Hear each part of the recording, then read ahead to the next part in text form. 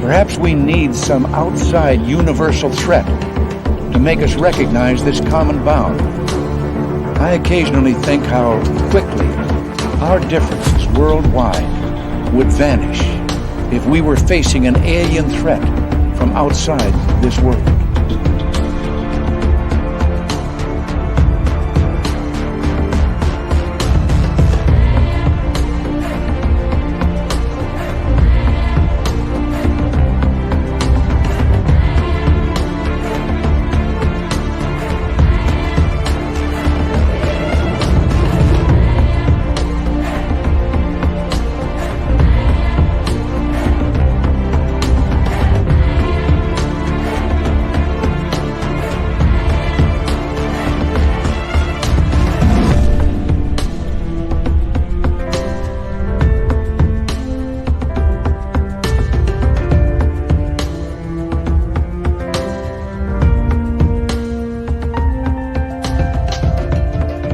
Beautiful time of night here on Spaced Out Radio where we launch into the stars. My name is Dave Scott. Thank you so much for taking the time to join us. We love each and every one of you being here with us tonight. Tom Whitmore is here. We know him more for MUFON, but his passion is MJ12.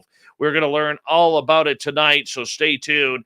We are in for a gooder. Hey, check it out. What's this? What's that? Is that a new logo? Look at that. Look at that. We'll have more on that in a little bit. Let's get to roll call. And B, sliding on in, dirty pants and all, winning the gold medal tonight over Race Fan, who takes home the silver.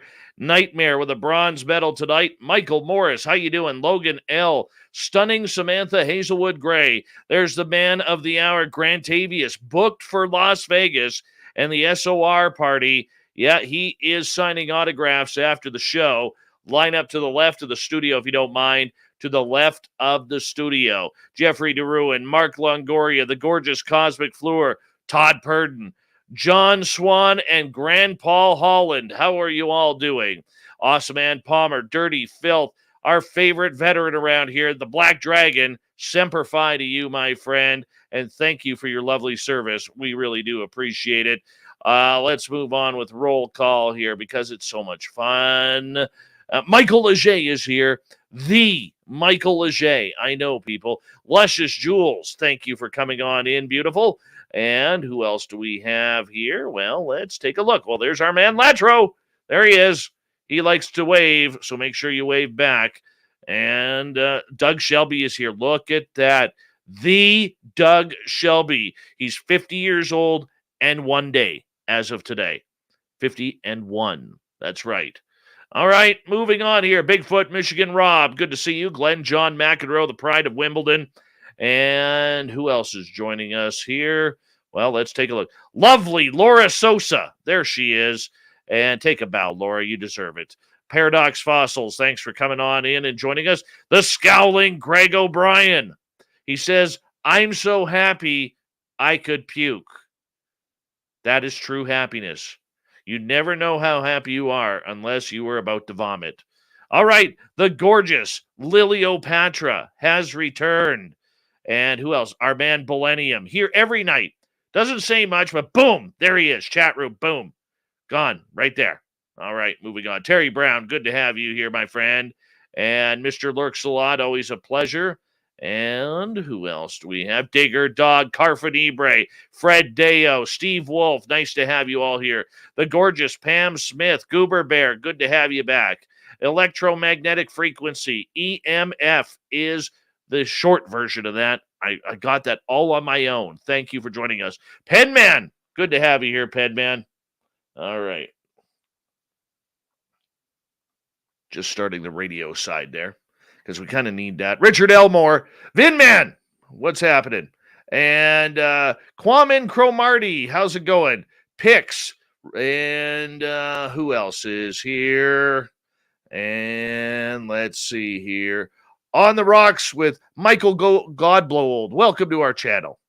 welcome to our channel. Cecil, good to have you here.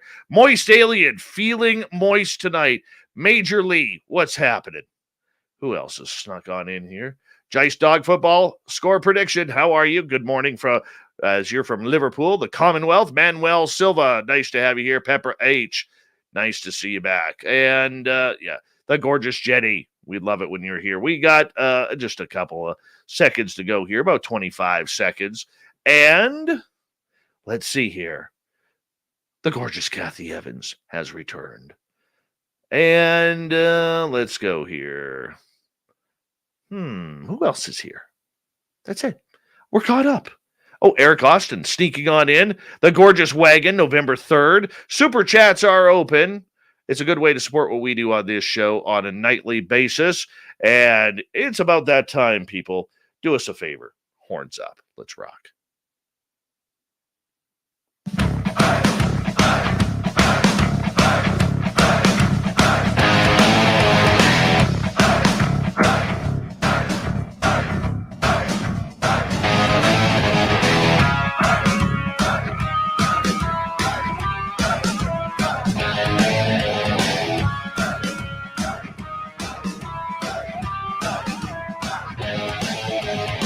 From the mountains of central British Columbia to you listening around the world, this, my friends, is Spaced Out Radio.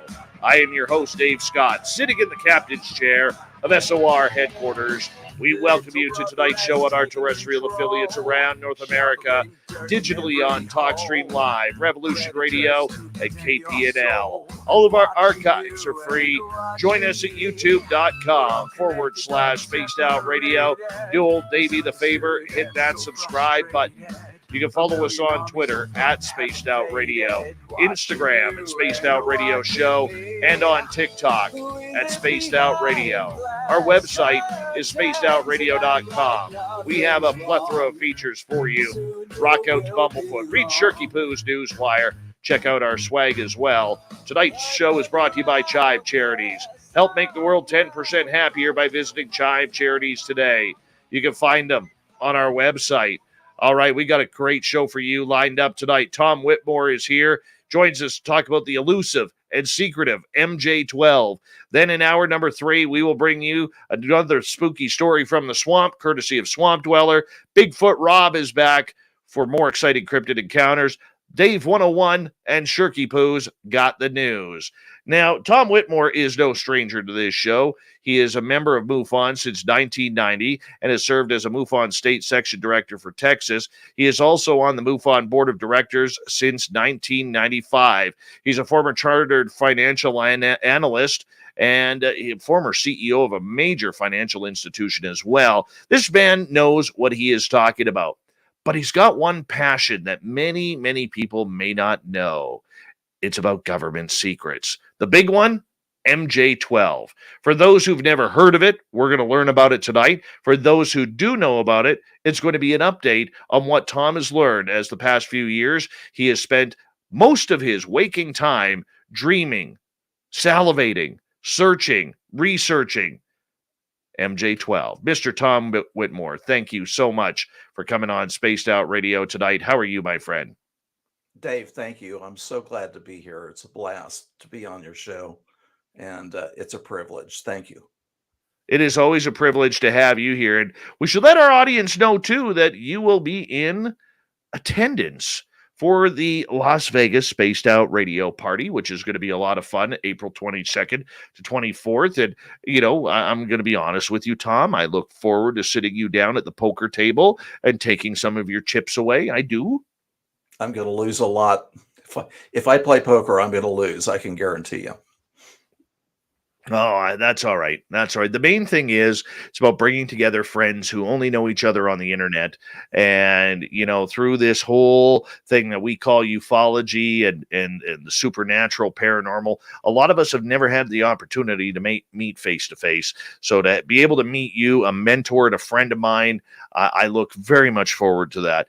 Tom, let us get started here. You're a member of MUFON, and you've been there for 30 years, 32 years. I mean, that's a long time for any type of commitment. Not only that, you're on the board of directors and you are someone who is very, very highly respected within the field of ufology. Looking back 32 years ago to where you are today, you have seen so many changes in the entire field. What have you liked about what you've seen and what have you disliked? I think I've liked the camaraderie of my friends in MUFON, people that I've known for many years, both at the local level and at the national level. And there's a level of collegiality and camaraderie on the board of directors, and that's something that I've really enjoyed doing. Something that it's not exactly what I like, but I'm cognizant of these phases that we go through in the UFO subject and the UFO problem. And one of them is the idea that there's going to be disclosure. Disclosures are right around the corner. And this pops up from time to time. It was going on when I first got into the UFO field, way back in the late 80s and early 90s. And it quieted down for a long, long time. And then now here it is again after 2017. So I've enjoyed seeing the cycles in the UFO field a lot. And I've enjoyed really developing a UFO library and a UFO bibliography that I can refer to. My angle on all this is more intellectual. I'm really not a field investigator type anymore.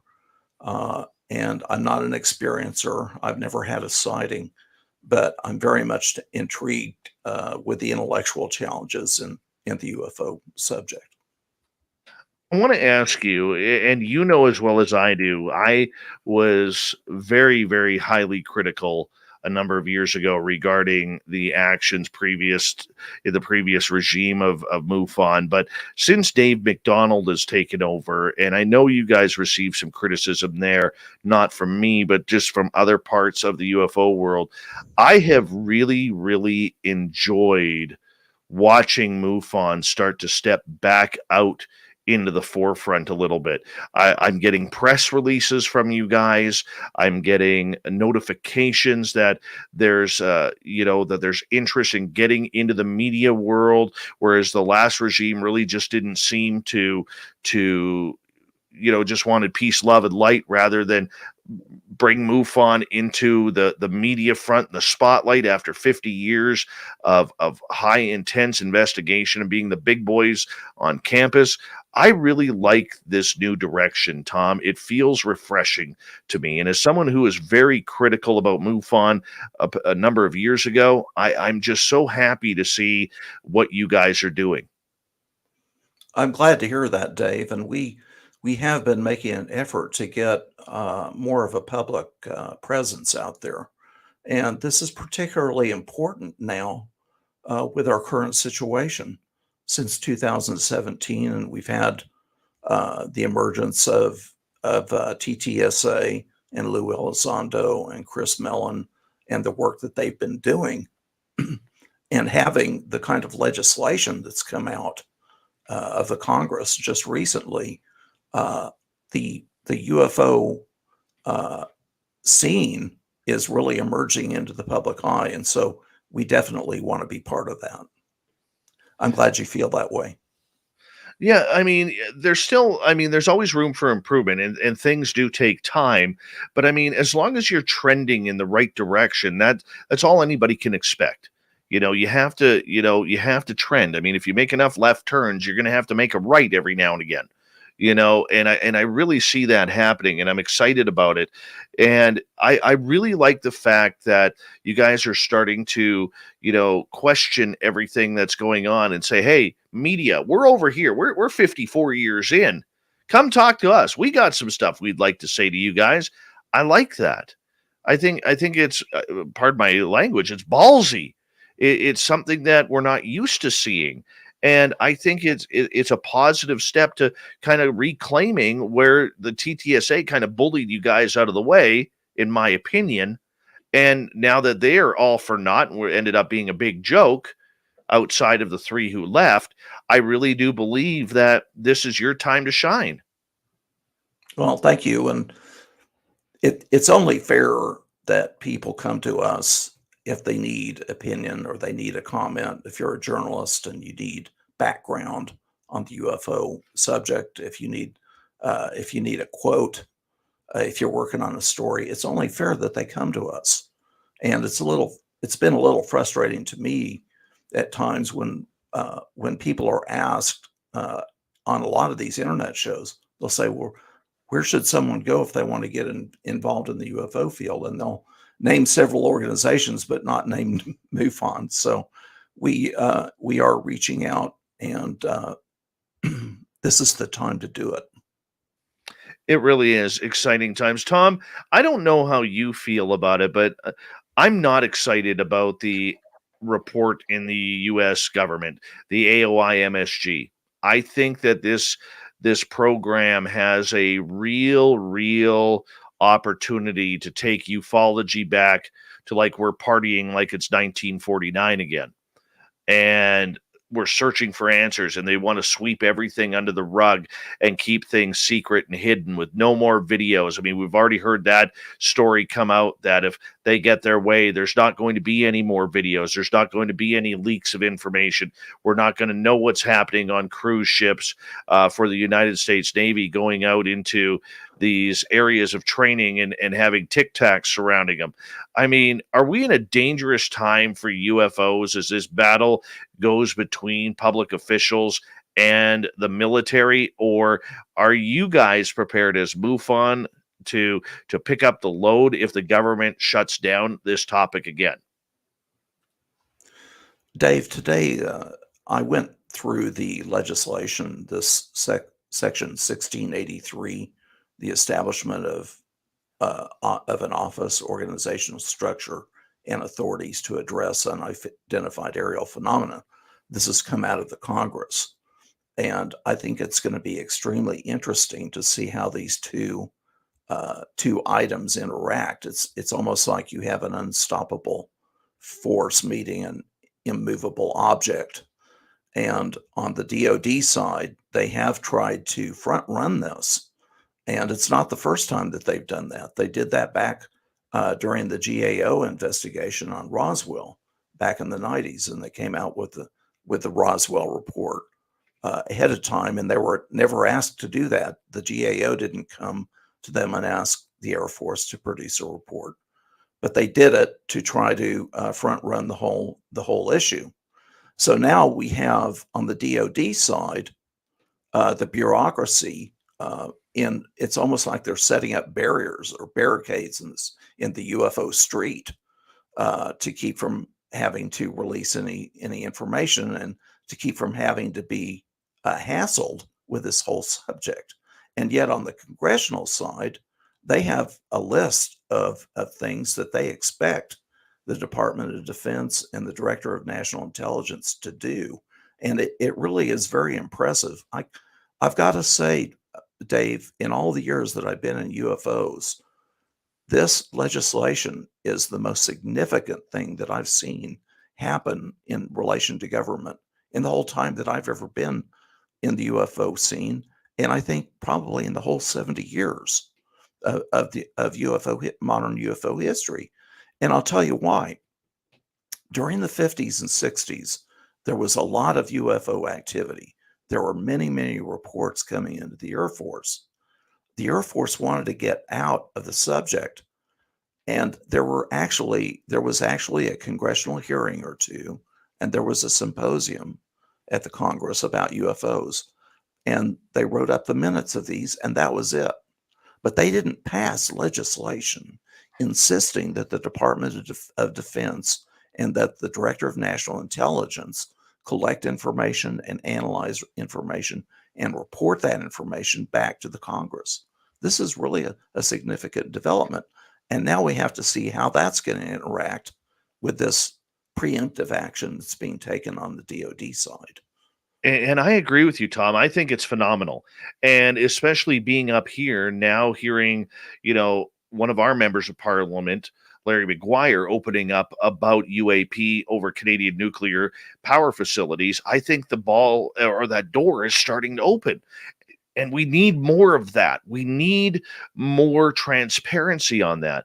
However, the big thing here is I can't believe that there are people siding with the legislation, but they're still okay with the military wanting to say, hey, you civilians, you don't worry about that UAP stuff. We'll take care of it from here. And, you just go about your day, go pet your dog, go, watch your cat lick its paws, go make yourself a steak dinner on the barbecue and watch the football game. We got this. Don't look up in the sky. Those are just satellites or Elon Musk's little projects. Don't worry about it. If you see little gray dudes in your room, it's just a nightmare. I mean, that's literally what they want us to go back to. And I don't like it. I really don't like it. Well, I don't like it either, but they're being consistent. They have always been that way. They're, as far as I can tell, Dave, there is no fundamental change from the Department of Defense bureaucracy perspective. I don't see any fundamental change in their policy, in their outlook, in their attitude, and in their approach. Now, that's not to say that there aren't people in the Defense Department that are in favor of greater transparency and greater disclosure, but the old time and old line policies are still in effect, and the policy is don't get into the subject, keep it out of the public eye if at all possible. And this goes all the way back to the Robertson Panel report in the 1950s. Right. Does MUFON have a plan, Tom, that if the U.S. military gets their way, and let's say that first report is absolutely garbage, there's nothing there but hot air balloons, satellites, swamp gas, and maybe the odd Chinese lantern and Russian missile. All right. Does MUFON have a plan where you guys will be putting out any sort of release, either supporting or showing any type of emotion towards what that report may say? Now, I realize you have to see what the report says before you can react to it, but I'm very curious if there is a plan in action for MUFON to take a side on publicly on what happens with that next one. Yes, we will comment on the reports as they come out, and we did have a public comment on the first report that came out in June 2021, that we're underwhelmed with it. And I suspect that's going to be the case in the future. It's hard to imagine that the public would be giving any really interesting information about this situation. But here's the thing, Dave. This legislation that has been passed has directed them, the DoD and the directors of national intelligence, to provide regular reports, and they can be both unclassified and have a classified annex. But here's the interesting thing: the legislation directs them to provide classified briefings to the so-called Gang of Eight, the heads of these committees, different committees in the Congress. And they should be getting regular classified briefings. Now, I would hope that on the DoD side and on the intelligence agency side, that they'll be more forthcoming with properly vetted and properly cleared members of Congress who should be getting this information. Now, here's the thing. Over time, maybe in the short run, but maybe in the longer run, I'm hoping that we'll have congressional people, congressmen and women and staff actually getting the really good information, and their consciousness, their understanding of the whole subject is going to increase mightily, and that might make a difference in the long run. Are you guys going to have a presence in Washington, D.C., much like Stephen Bassett is, in order to try and get a hold of people like Rubio or Burchett or Gillibrand or anybody like that to sit down with them and say, hey, like, we're hearing that this is going to be shut down. We've been doing this for 54 years. It's real. You wouldn't have got it into the public budget if it wasn't real. Are you going to be scratching the public's back on this? Have you guys tried that, or am I just being way too optimistic that it's very easy to do that with a group of your size? I'm going to give you a scoop, Dave. Okay. Dave McDonald went to Washington last week, and he was invited by several Congress people and staff, and he went through a flurry of meetings. Now, I can't tell you any more than that because I don't know any more than that. I just know that he went, and I'm sure that publicly we'll all hear about this at some point. That is interesting. How long was he there for? Several days, 2 or 3 days of meetings. And were and I'm going to dance around this a little bit because you just, perked up every nose hair that I have right now, Tom, to be honest. But are you, without going into detail, were they the same senators and congresspeople that we were used to seeing, or is this a new batch that are really interested in seeing and learning what this is all about because they might not be able to get it from the military side? It was a different batch, and they were very, very interested, very enthusiastic about learning more about the subject and learning about MUFON's role and the part that we play in the UFO field. Tom, that's huge for you guys at MUFON. That really is. I mean, I'm actually stunned to hear this in a very good way. And I decided to disclose that, but I really don't have, and I'm not withholding anything. It's just that I don't have any more information to give you, but I do think it's important. No, and thank you so much for sharing that. And we got about 90 seconds here before we need to go to break here at the bottom of the hour. Tom Whitmore is our guest. Tom, out of everything that you have studied within ufology the last 32 years that you've been involved, it all comes down to MJ12. We're going to get deep into this the next half hour, but let's tease the audience here a little bit. How did you first find out about this secretive MJ12? I was walking down the street one day and I saw a UFO magazine in the window, and I bought it. And I went home and read it, and it was actually a bunch of rumors that were being spread around by this guy named Bill Cooper. At the time, it was Bill Cooper and John Lear that were spreading these rumors. But it was all about how the government had this secret program, and they were in touch with aliens, and they had these secret bases and all of these different projects. Well, that perked up my interest, and I saw a TV program in the late 80s called UFO Cover-Up Live, and UFO Cover-Up Live has been derided to a great extent, but the basic message in the program is that the government had this super secret project, that they were in touch with aliens. They had diagrams of alien anatomy and so on and so forth. So this prompted me to read more into the UFO subject.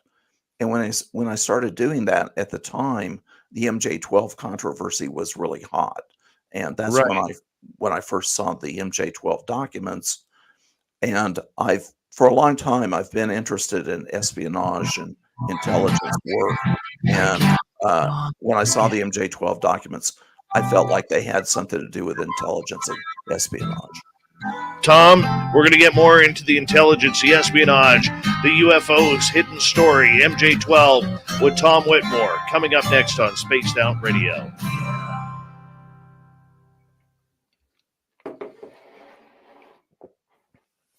Hot damn there, Tommy, holding out on me on the MUFON stuff. That's good stuff right there. Good stuff. Yeah. I'm sure Pretty we'll happy. all hear more about it. But it's only fair. I don't know if people have noticed this, but in the first iteration of the so-called Gillibrand Amendment, it outlined expert consultation in the UAP subject. And lo and behold, there were two organizations mentioned in there. One was SCU, Scientific Coalition for UAP Studies, and they also mentioned the Galileo Project. Those two organizations were actually in the legislation or the proposed amendment, and Right. that was taken out. That didn't survive in the final version. But if they're looking that closely at current UFO organizations like SCU and the Galileo Project, I don't know how far they've gotten along, but if they're doing that, it's only fair that MUFON be involved. Well, you know what? I agree with you. I absolutely agree with you. And you should be involved. You totally should be involved. So I think it's fantastic and I think it's wonderful. And I still haven't even interviewed Dave yet. I got to get him on here. I do got to get him on here. You got some pull there? Well, I've got a little bit of pull, and you'll also get to meet him this summer. Yes. So yes. We'll see if we can arrange that, Dave. Well, good, because I'm excited to talk to him about this. I'm very excited. He's a great salesman. He's very enthusiastic, obviously pro MUFON, but he has a very positive attitude, both about MUFON and about the UFO field. And Good. And he's a very personable guy, and he loves people. He's a people person, and he gets out there and mixes. Good for him. I think it's fantastic. Absolutely fantastic. We should let our listeners know that as of today, we are a part of a brand new digital network called Odyssey Radio. That's ODYSY radio.com. Odyssey Radio. We're very excited to be their nighttime flagship show where they are carrying all 3 hours of Spaced Out Radio live, and very excited to be a part of them. They just really, really are thinking my type of thoughts. And Rocky and his crew over there are very good people. It's all going to be about paranormal. I know some of the shows that are going to be coming on very, very soon to help support our show on Spaced Out Radio. I love new fledgling projects like this. It really is a fantastic experienced radio people who are putting this together for the benefit of the paranormal. We are also live on iHeartRadio as well. We've only ever been recorded on iHeartRadio. We are live there now, so you can tune in on iHeartRadio if you're not listening here on YouTube, or just go to Odyssey Radio. And very excited about this. This is a good move for us. And eventually, very soon, we're going to get Lynn in on the podcast side of everything. And we are going to have her come on in and get on the Odyssey Radio side as well. And they got some cryptid shows coming up that will be announced very soon. I can't say who, what, where, when, why, but it is very cool. Very much looking forward to it. And you guys should be excited as well. So support Odyssey Radio. That's ODYSY radio.com. And we'll make things happen there as well. Hey, Benji, how you doing, man? Nice to have you here. And who else is here that slipped in late? And yeah, that's about it.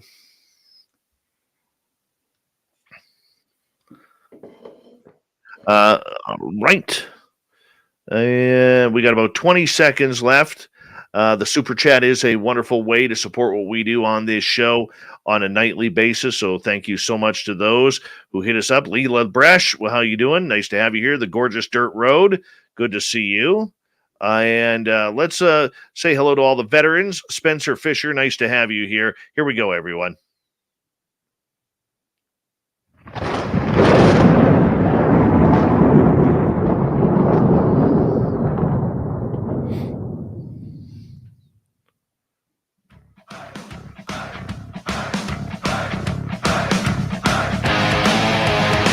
Second half hour of Spaced Out Radio is now underway. My name is Dave Scott. Thank you so much for taking the time to join us. We really do appreciate earning your listening ears. I want to remind you that if you've missed portions of this show or others, check out our free archives by going to youtube.com/Spaced Out Radio. Do old Davey the favor, hit that subscribe button. Our website is spacedoutradio.com. We have a plethora of features for you. Rock out to Bumblefoot, read Shirky Poo's Newswire. Check out our swag as well. Follow us on Twitter at Spaced Out Radio, Instagram at Spaced Out Radio Show, and now on TikTok at Spaced Out Radio. We continue on tonight with all the talk about MJ12 from MUFON. Is Tom Whitmore. He is a magician when it comes to MJ12 and finding and searching for information. This guy is a better sleuth than Sherlock Holmes when it comes to this. Tom, welcome back. Thanks, Dave. I'm having a lot of fun being here tonight.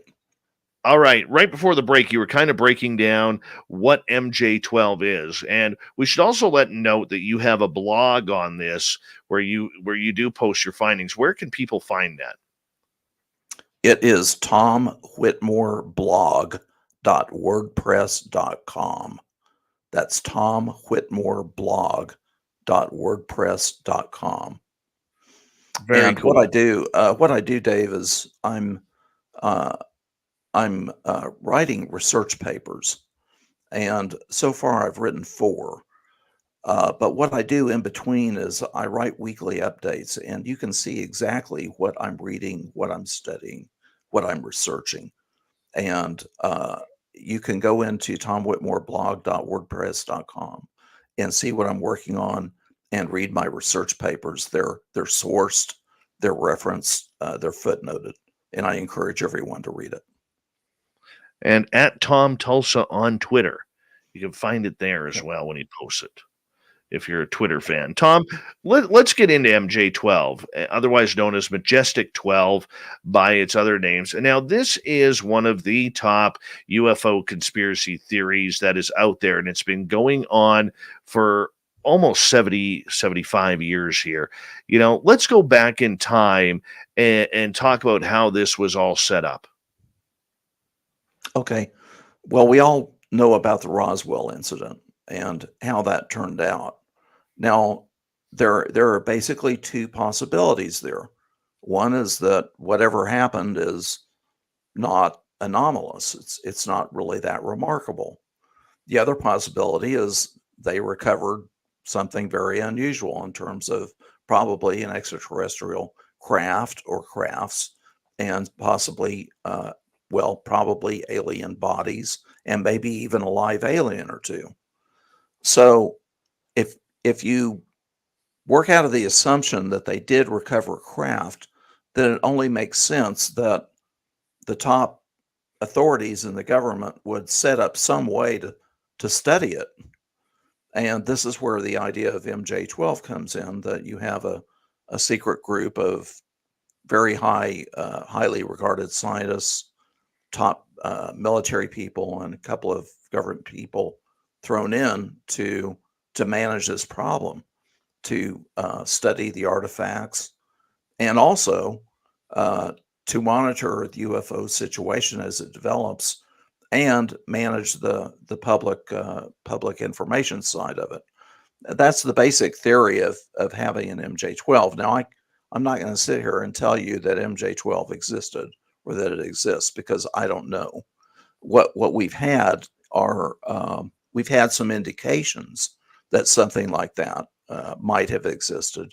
And we've had documents. Now, the documents that have come out, the original MJ12 documents, the Eisenhower briefing document and the Truman Forrestal memo and the subsequent Cutler Twining memo, two of those have been pretty much shown to be forgeries, to be fabrications. So, on that basis, some people, some UFO researchers and the most conservative ones, they jump to the conclusion, well, the documents are phony, so therefore MJ12 doesn't exist, or it never existed.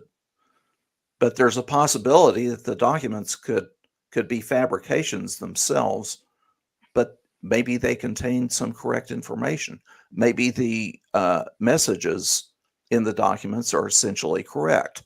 Okay, so if you had a saucer recovery, maybe the President of the United States did designate a very secret group to study it. Okay, and maybe it was called MJ12, maybe it wasn't. But this is what fascinates me, because I want to know who created these MJ12 documents and why. And there are a number of possible reasons for that. Now, if we go way back in time, this was allegedly set up after Roswell. Was this in reaction to what happened at Roswell, as well as what happened to Kenneth Arnold? According to the Eisenhower briefing document, it was as a result of Roswell, and they also mentioned another crash on the Texas-Mexico border in El Indio, Guerrero, Mexico. That is questionable too, but according to the Eisenhower briefing document, it's because of Roswell. Now, that was very, very soon. That was only the alleged Roswell incident was only a month after Kenneth Arnold. So if Roswell is real, then the UFO subject got off to a bang, in June and July of 1947. Yeah, no kidding. I mean, look, coming out of World War II, the Iron Curtain is about to close. There's still a lot of tension in the world at that time, Tom. Would it be any surprise for President Eisenhower at that time, or Truman at that time, pardon me, to try and shut the door on something like this? Like, oh my God, we just finished a world war and now we got to worry about aliens? That's a lot of stress in a short amount of time there. You bet. If it really happened that way, imagine that you're, in this top government level and you're privy to this information, and you cannot deny that you likely got an extraterrestrial situation here, that you have visitors. We citizens, little old UFO researchers like me, we read books, and we think about all this. But I think it's difficult to comprehend what their mental state would have been when they realized what had really happened here.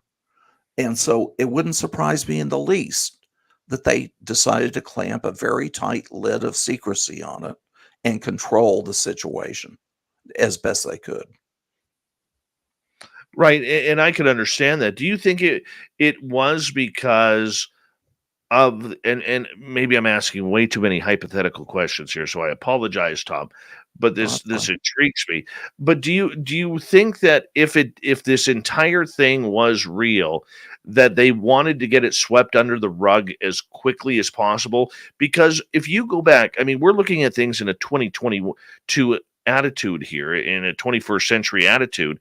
But if you go back to the early mid 20th century, religion still plays a major part in people's lives back then. People were still scared coming out of the Depression, going into World War II. Communism is coming everywhere. And, that was another big fear that was starting to take over all the radio stations back then, fascism and communism. And it was a real scary time. And look, anything from the sky now, as we still see with a lot of religious zealots today, anything from the sky that comes from the sky is Armageddon. I mean, this had an opportunity to really hit the panic button on a lot of people if it wasn't shut down quickly. Certainly. And I think you hit the nail on the head, Dave, when you mentioned the situation with the Cold War. And Stalin was he was partitioning Germany, and you had the Berlin airlift and crisis, and there was a great deal of concern that Stalin might just overrun Western Europe. So the policymakers, the top people in the government, they were certainly concerned with that, and they were in the process of building this national security state that we have now in a more mature form. But they were very concerned. There was some concern that there were communists in the government and the State Department and other government agencies. They were worried about what Stalin was doing. They had Europe Europe was on its knees after World War II. So the policymakers had very important issues to deal with, and the last thing they probably wanted to worry about were aliens and extraterrestrial spaceships. No kidding. And I fully agree with you on that. So let's get back to it here. As we're going through the history of this happening, there was a lot of dead time on this topic until it seemed to come out in the early to mid 1980s, the rumblings of this Majestic 12. How did this kind of leak out? There were some little tidbits of information that were surfacing over the years. There was a little movie that came out called Hangar 18, and it addressed this legend of the pickled aliens at Wright-Patterson Air Force Base, kind of a scenario. But a longtime UFO researcher by the name of Leonard Stringfield had been gathering stories and witness testimony about crashed UFOs, and these were starting to accumulate in the 1970s. Well, in the latter part of the 1970s, William Moore and Stanton Friedman got onto this Roswell issue because Stanton Friedman had talked with Jesse Marcel Sr. from Louisiana, and Marcel claimed that they had recovered extraterrestrial material. And Friedman and Moore started digging into it, and it eventually came out as this little book called The Roswell Incident that Moore published with Charles Berlitz. And Moore continued to really seriously investigate a lot of UFO issues, and he was developing a lot of contacts, pretty high level of contacts apparently, that he claims, which are now known as the aviary. And some of the people were in the government. They had heard things. Maybe somebody had seen a thing or two, and he was developing these contacts. And meanwhile, he and Stanton Friedman, they were developing their own list of who they thought might be involved in the recovery of the Roswell craft. So this was going on during the early 1980s, and during that time, there were other researchers pursuing certain things. For example, Linda Moulton Howe was investigating cattle mutilations, and she was working on a documentary for HBO. Well, she was introduced to Richard Doty, who was working with AFOSI on Kirtland Air Force Base, and she had an appointment with Doty, and he showed her a document that is now known as the Carter Briefing Document, but it mentioned MJ12 on that. Also, there was an instance where Moore had been recruited by Doty and by AFOSI and possibly one other government agency, and there was an incident where Richard Doty passed a telex which had been altered, but he passed a telex to William Moore with the intention of it being forwarded to Paul Benowitz. Well, that piece of paper, which is now known as the Aquarius telex, also mentioned MJ12. So we had two instances of MJ12 starting to the meme starting to circulate in the UFO community in the 80s, and then I believe it was in 1984 that Jamie Chandray and William Moore actually received a copy of the original MJ12 that we know as being the original MJ12 documents on a roll of 35 millimeter film. Okay, so going back to this 1980s, I mean, look, there have been so many UFO programs out there that have come out through different ways. Why does MJ12, if it did exist, remain so much more secretive than, say, other projects like Project Blue Book? There's the public side of Project Blue Book, and it's rumored that there is a secret side of Project Blue Book. In fact, Daniel Sheehan has told his story about seeing very highly classified Project Blue Book files, and he even saw a roll of film that showed a landed saucer, and he made notes on that. So on the public side, it's all about information management, Dave. You know that, being a journalist and being in the Yes. media. It's all about information management. It's about perception management.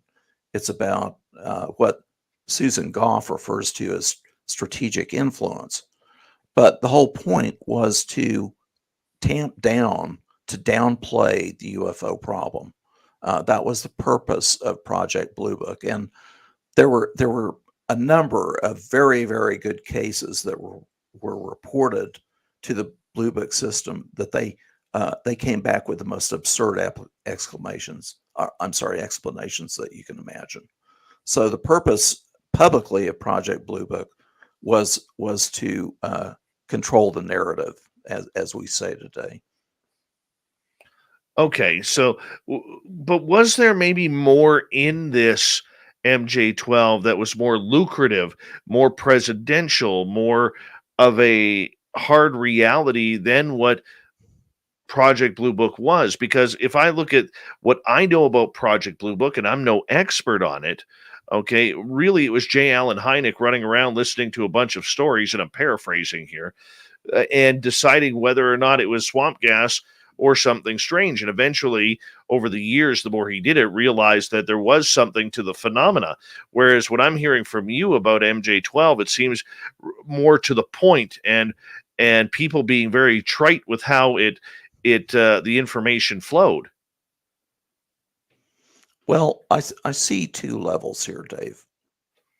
I just mentioned the level of controlling the public information of the information management side, but is the other side of it that they're protecting a core secret? Okay, the Air Force has been extremely consistent in its behavior over the years. As we just mentioned with Project Blue Book, they played down UFO sightings, they explained them away, and this policy had its origination in the Robertson Panel report in the early 50s. The Air Force got out of the public UFO business in the late 60s with the Condon report. And during the 70s, if you inquired of the Air Force or inquired of the government, they would say that UFOs do not present a threat to the national security of the United States. And they would mention Project Blue Book and that had been closed. And then there was essentially something of a media blackout for years and years and years. And when the Roswell issue came up in the late 80s and the early 90s, it really began to get some public traction. And Congressman Schiff of New Mexico induced the General Accounting Office to undertake an investigation to see what documents they could find. The Air Force, like I mentioned before, they engaged in front running and came out with this phone book sized report about Roswell, saying that it was probably a mogul balloon. So, and then even today, people are asking, okay, we've had TTSA, we've had these films, we've had this legislation come out in the Congress. How come we're not hearing anything from the Air Force? You've heard that. We've all heard that question asked. And that's a good question. And the answer is because they're being consistent. They're acting the way they always have and probably always will.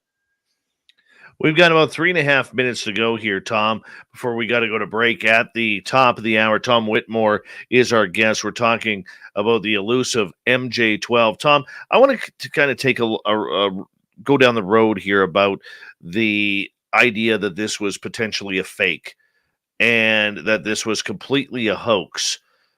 You have said that a couple of times already during this show, and I believe, if my information is correct, on my pre-show studying, that someone close to Eisenhower, maybe one of his assistants, had actually gone to General Twining and stated that these memos were likely forgeries and planted hoaxes as well. I mean, why would they create such a hoax at this time? There are several possible explanations, Dave. There's the simple hoax theory, and that is you've got somebody in their underwear at 2 a.m. living with their parents in the basement, typing something up and eating cold pizza, that kind of a scenario.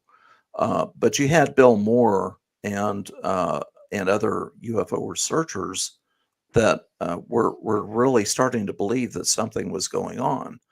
And I think Barry Greenwood, I shouldn't speak for him, but I've heard him say that, and Barry Greenwood has been a huge critic of Bill Moore and this whole MJ12 thing. But there's this notion that Moore thought he was going to make a lot of money, that he was going to come out with this MJ12 idea, and there were going to be documentaries, and he was going to write books and go on the lecture circuit and all that. And these rock rib conservative UFO researchers just tore the MJ12 document to pieces. They found all kinds of things wrong with it. So that's one theory. Now there are other possible reasons why these documents came out. For example, maybe Bill Moore didn't forge the MJ12 documents, but they were created within the aviary, this group of people that Bill Moore was working with. And this is a notion that our friend Melinda Leslie has floated, and we had a discussion about that. But a number of well-known people in the UFO world today were considered members of the aviary at that time. They were given bird names so that Bill Moore, in his phone conversations, could refer to their bird names without using their actual names. Well, we will get into the aviary later on, but please continue as we got about 45 seconds. Okay, I'll make this fast. Now, Richard Doty, people have accused Richard Doty of having something to do with this, and he's vociferously denied it in a number of interviews that he's had anything to do with it, and he's hinted that there's a special committee somewhere in the intelligence community, probably in the DIA, that may have created this original set of MJ12 documents.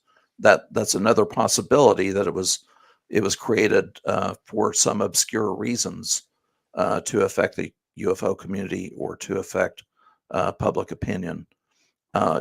Another theory is that you have insiders in the government that were trying to get some information out into the public. Tom Whitmore from MUFON. We're talking about his passion tonight, researching and reporting MJ12, Majestic 12. Did it exist? How did they keep it quiet? Was it a hoax? Or was there truth to UFO crashes, alien bodies being recovered, and so much more? We return with Tom Whitmore right after this.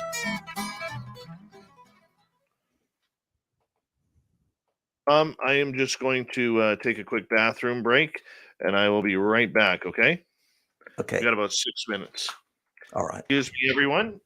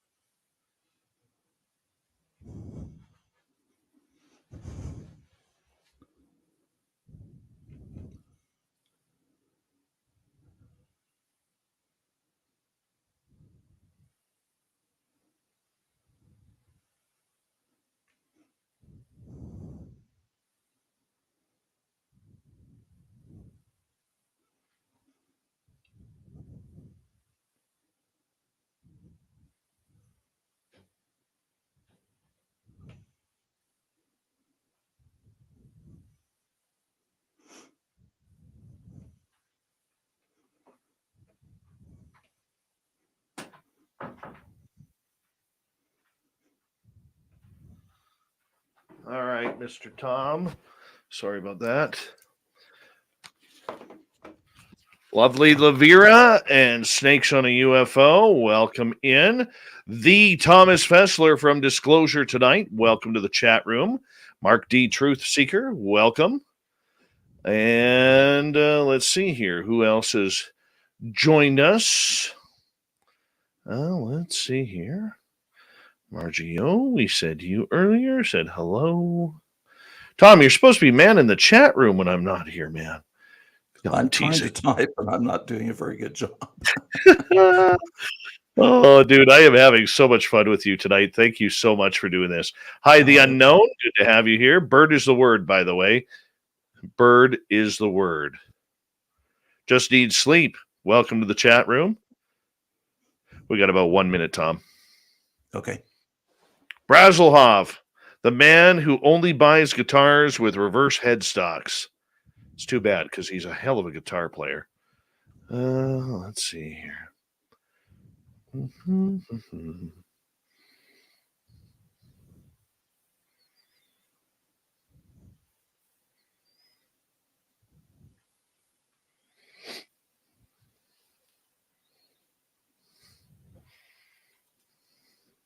Well, little Tommy Fessler here with a super chat saying Tom Whitmore is a national treasure. Thank you, Thomas, and everybody else tonight. Appreciate you. Judy Boring, welcome to SOR Chat, and thank you for finding us from Fade to Black. Really appreciate that. And everybody who came over from Jimmy Church's show joining us now. We're going to get going right now.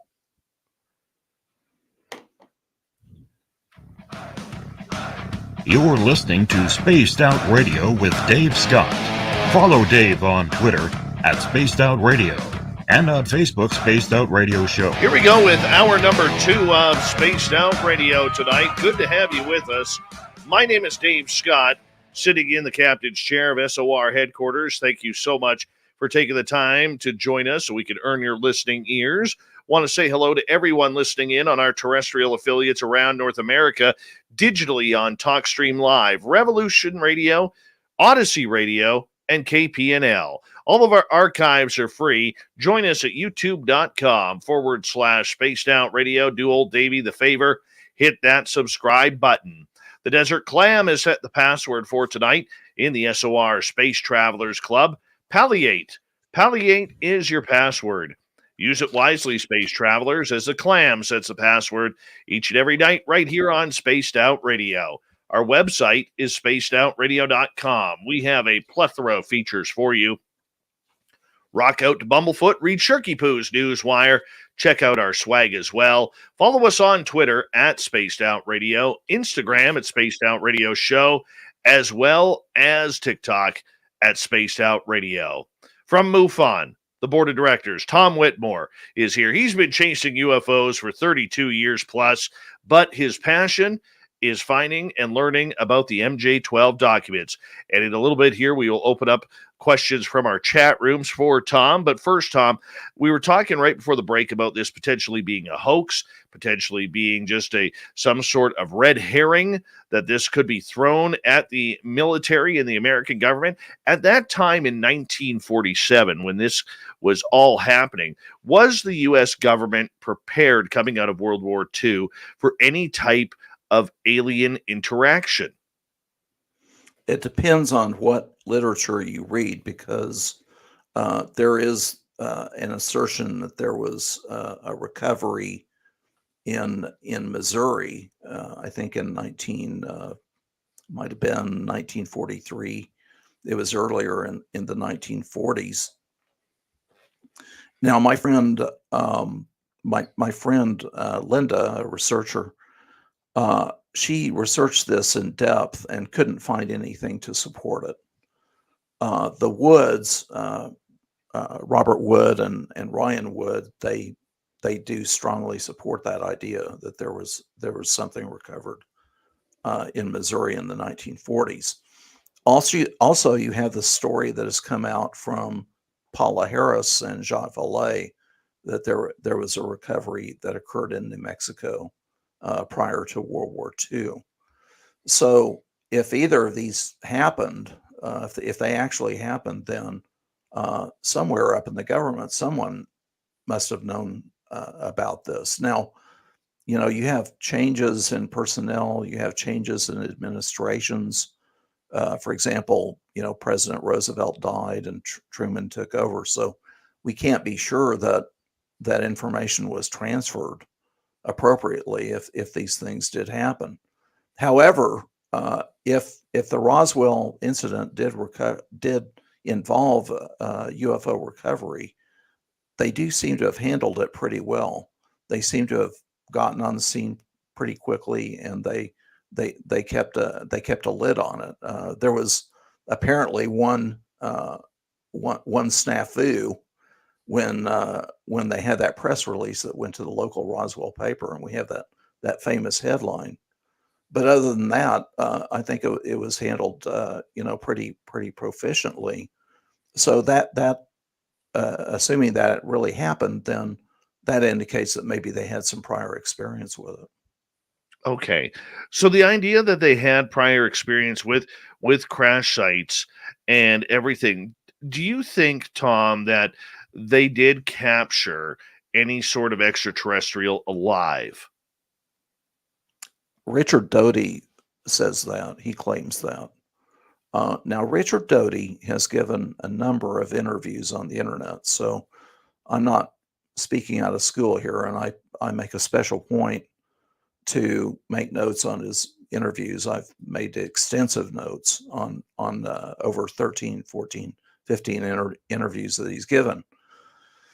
And he claims that when he was employed on Kirtland Air Force Base, that he was called in and given a briefing from a colonel that came down from Washington, D.C. And they were shown films of the Roswell recovery.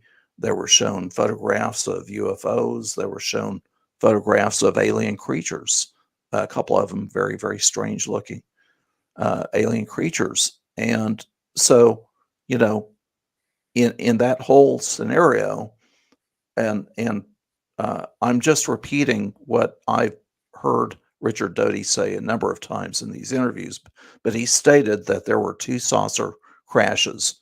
There was the crash at Corona, and there was a second saucer recovered at Horse Mesa, which is in southwest New Mexico, and it was recovered a couple of years later. It was found by some ranchers. But in the Corona recovery, that they did have one live alien recovered, and he was taken to Los Alamos, and they eventually figured out how to communicate with him. Now that's the story. Those are the claims, but I don't have any proof of it other than Richard Doty's claims. Okay. Do you think, though, that the government was able to, or maybe still has, any sort of communication going with any type of extraterrestrial species? I mean, this has been rumored for so long, and of course it's the one rumor that we'll never ever get the truth for, at least probably in our lifetimes. But I mean, it is a part of it, Tom, whether or not we can speculate that the United States government has had full contact. Yeah, I mean, it's been part of the legend. I mean, I refer to it as a legend because we don't have solid confirmation of these stories and of these claims. But in the UFO Cover Up Live program in the late 80s, it was in I think in October of 1988, they claimed that they had an alien as a guest of the United States government, and that the National Security Agency received signals, codes when they knew that our visitors were coming into town, so to speak. So that's been part of the legend. Now, then you have Bob Lazar's claims. We all are familiar with those. And then we had the claims of this Dan Burrish person, and he says that he worked with this J-Rod being that was being kept in a special facility, in S4 or Area 51 or wherever. And Richard Doty is referred to J-Rod too. So there have been persistent rumors that we have had one or more alien beings as guests of the United States government, either as guests or as prisoners. All right, I do have to ask in regards to J-Rod because you brought him up. Now, J-Rod is an alien gray, the prototypical alien gray. There's allegedly film out there of him. Whether or not we can trust that or not, I would be highly suspect of it. But I mean, when there's usually smoke, Tom, there's fire. All right. When you look at the J-Rod story and you look at the information that you have gathered through the years, is Tom Whitmore convinced that the legend could be real? I feel that there's a strong possibility that one or more UFOs have been recovered and possibly aliens. I see it as a strong possibility. I'm not convinced that it's real because I haven't seen firm official confirmation of that. We've received all kinds of documents, these MJ12 documents, and Timothy Cooper received a great number of documents, some of which were shown to be phony. And then we've had the Serpo story. We've had the Psalm 1-01 manual that purports to be a manual for recovery of UFOs and bodies. But these are all question documents. They've arisen anonymously. And when people that know what they're talking about, when they scrutinize these documents, they just don't hold up under scrutiny. So the question is, now it's my contention that we've had this series of questionable documents arising since the early 80s, almost up to the present time. This has been going on for 35, 40 years. And that's what intrigues me, Dave. Why is that going on? Well, and that's the big thing that I think we're all trying to get, because all we ever get, Tom, is these little snippets of information, breadcrumbs, to be perfectly honest. And it's frustrating trying to put pieces of the puzzle together when you can't even see what you're looking at. And it's like doing it blindfolded. And that's pretty much what ufology is for people out there in Radioland who do not really understand the idea behind everything. So for you, combining MJ12 with all of the little conspiracy theories, you also mentioned Bob Lazar there for a moment. I want to ask you this, Tom, okay, because, and it's a little off topic, but it does pertain to everything like MJ12. I am a firm believer that there is this UFO Pandora's box sitting somewhere deep within the Pentagon or someplace like that, maybe in a dark vault at the bottom of Wright-Patterson Air Force Base in Ohio, could be anywhere, that contains the answers to all of these secrets.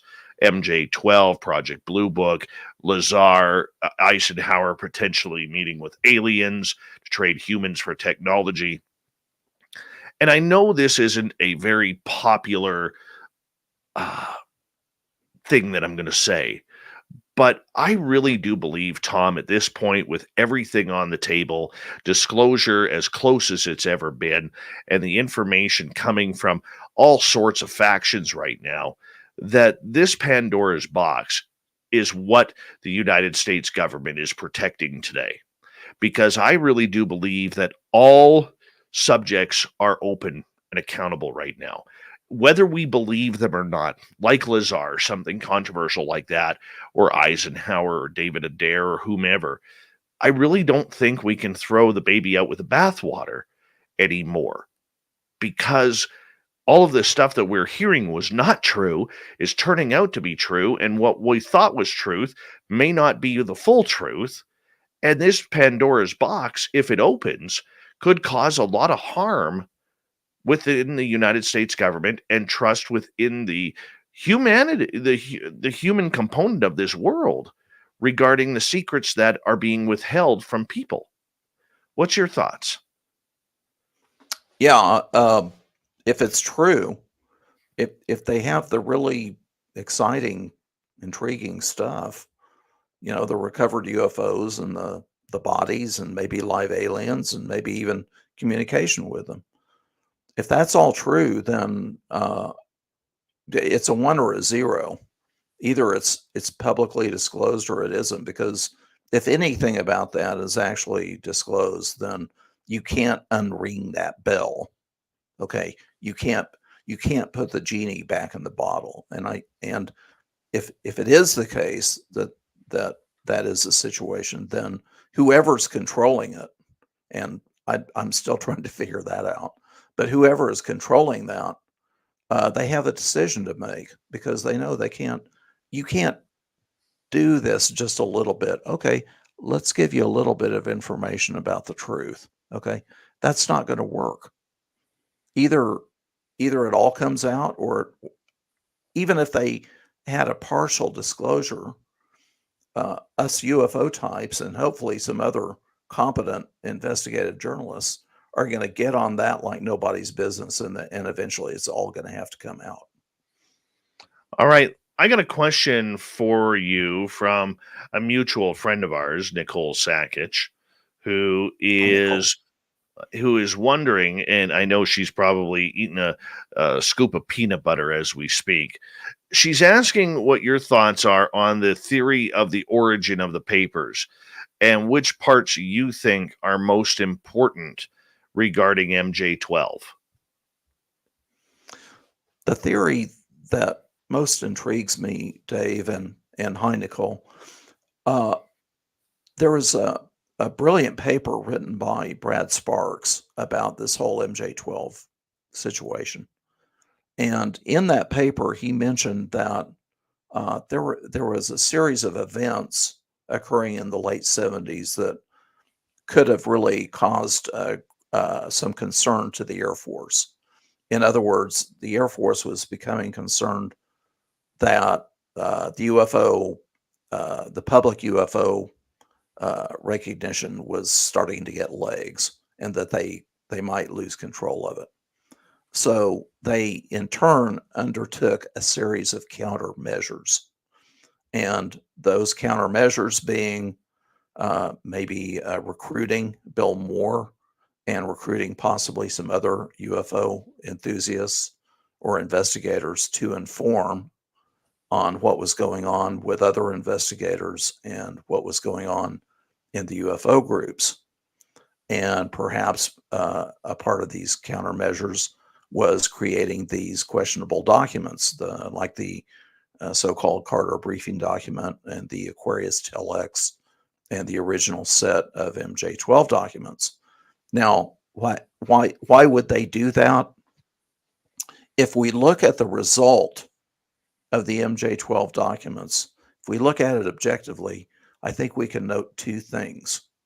For those people that are aware of it and have looked at it, they have less trust in the government. Because how can you trust the government if you think that they've been keeping a deep, dark secret all these years and keeping the truth from the American people? That's one side of it. The other side of it is there's less trust within the UFO community itself.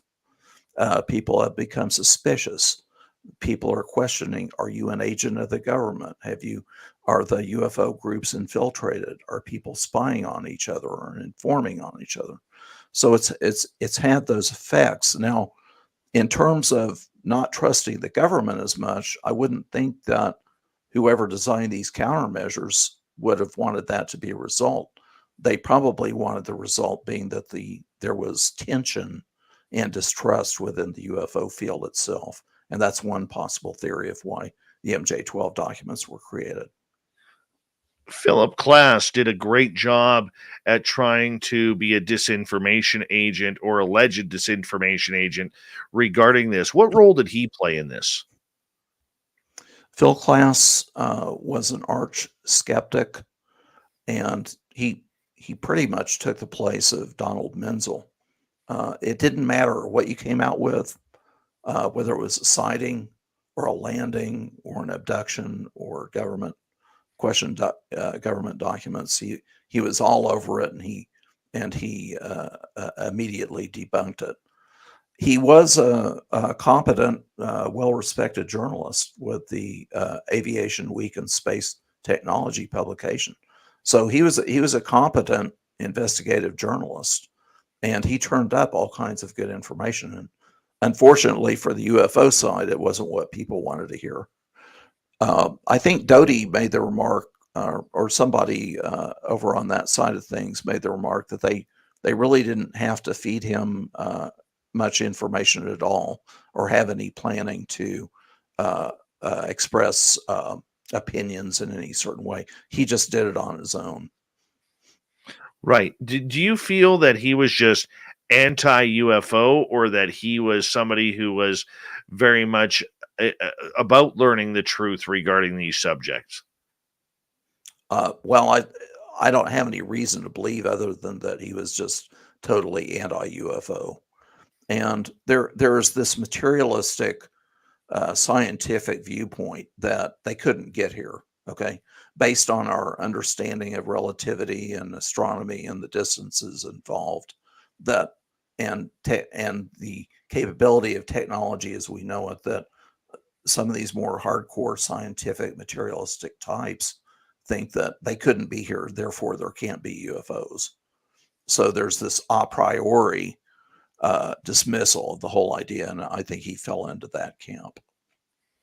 Okay. As we move forward, we got about 3 minutes here before we got to go to break at the bottom of the hour. Tom Whitmore talking MJ12 here. Why is this case still quite relevant today, Tom, with everything that's going on, what we see from the Gillibrand Amendment to Lou Elizondo to Chris Mellon to everything that we've seen happen? Why is MJ12 still very relative today?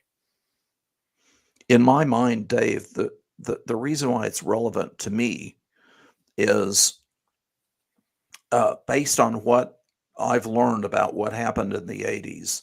There apparently was some effort on the part of certain agencies within the government to interact with the UFO groups and the UFO community for whatever reasons. And I think that this did go on during the 1980s. And we have to remember too that we were still in the Cold War, and we were having a lot of issues with the Soviet Union. We were trying to place missiles, Pershing missiles in Western Europe. We were also developing stealth aircraft, and these may have come into play as to why the government may have been interacting with UFO groups. But I think it's still relevant today because we have to shift our focus from the old days when you used to create documents on a typewriter or even on a word processor, up to the present time when we have the internet and we have social media. So the environment has completely, totally changed if government types want to affect the so-called narrative, or they want to affect public perception about an issue, because it is so easy now to plant photographs, to plant stories, to plant memes, to get things to go viral, that we're in a completely different situation now. And I've studied certain government regulations and directives about what is permissible and not permissible in terms of interacting with U.S. citizens. And in theory, we're basically safe. The Defense Department is not supposed to be messing with us. But I think from time to time, they may bend the rules or even break the rules. That this does happen with government agencies, and that may have been something that was going on during the 1980s. So I'm on the lookout. I'm on the lookout for interaction between the UFO community and the government. Right. Tom, I'm going to get you to hold on right there, because we are, if I ask you another question, we're definitely going to go over into the break, and I want to make sure that doesn't happen. Otherwise, I end up getting in trouble from our radio side of people. But we got you for another 30 minutes here on Spaced Out Radio, where we're going to hit up MJ12. We're going to hit up audience questions. We're going to hit up a lot more UFO stuff. And I'm very happy that you're here. This is such an intriguing topic. And he got me just captivated tonight, my friend, talking MJ12. Tom Whitmore of MUFON's Board of Directors, talking about his passion, MJ12. You can't take the UFOs away from this guy. We got Mr. Whitmore till the top of the hour. Then in hour 3, we head to the swamp and Bigfoot, Michigan Rob. Stay tuned. Spaced Out Radio continues right after this.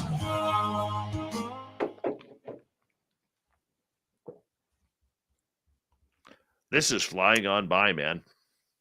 The time is going fast. Holy cow. Yeah.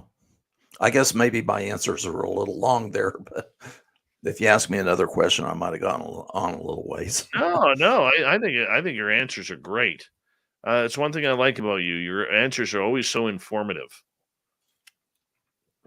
Oh, thank you. You love are being welcome. on your show, Dave. I love it when you're here too. Love it when you're here too. I mean, other people, no, I'm teasing. No, you're amazing. Tom. Well, But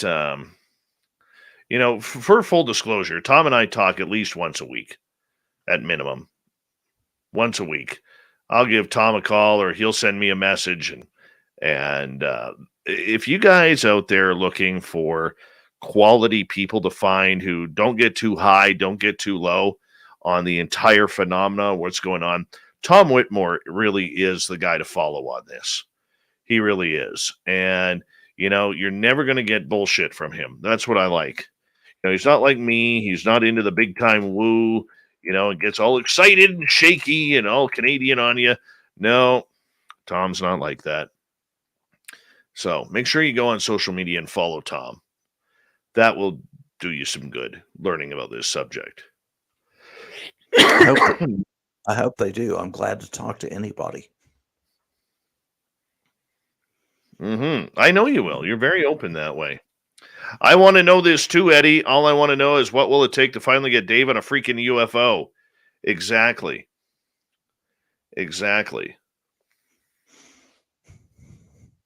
You know what I am? Maybe Lou Elizondo can help. Trying. You know what I've noticed is, apparently the more that you nag and bug Brandon Fugel, the more opportunity he gives you to get onto Skinwalker Ranch. Seriously. I want to go there. Yeah. No, I'm not going to play Mr. Nice Guy there anymore.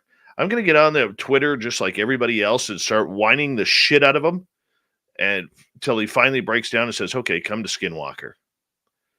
Then I'm going to be like, no, I don't want to. Beg. Do you know if he's ever seen anything unusual there? Yes. What? I don't know. I wouldn't be too enthusiastic about getting something, that kind of hangs on to you and goes with you when you go back home and it's still with you. I don't think I would want that. Tom, I read that article too. Okay. And I will say this, anybody who is connected to the phenomena, it's around you all the time. You never get rid of it. It may go silent for a long time, but you never get rid of it. If that makes sense. So the fact that these people came home and there was werewolves outside their windows and orbs in their houses and spirit activity, well, pardon my language, but what the fuck do you expect? Look what you're playing with.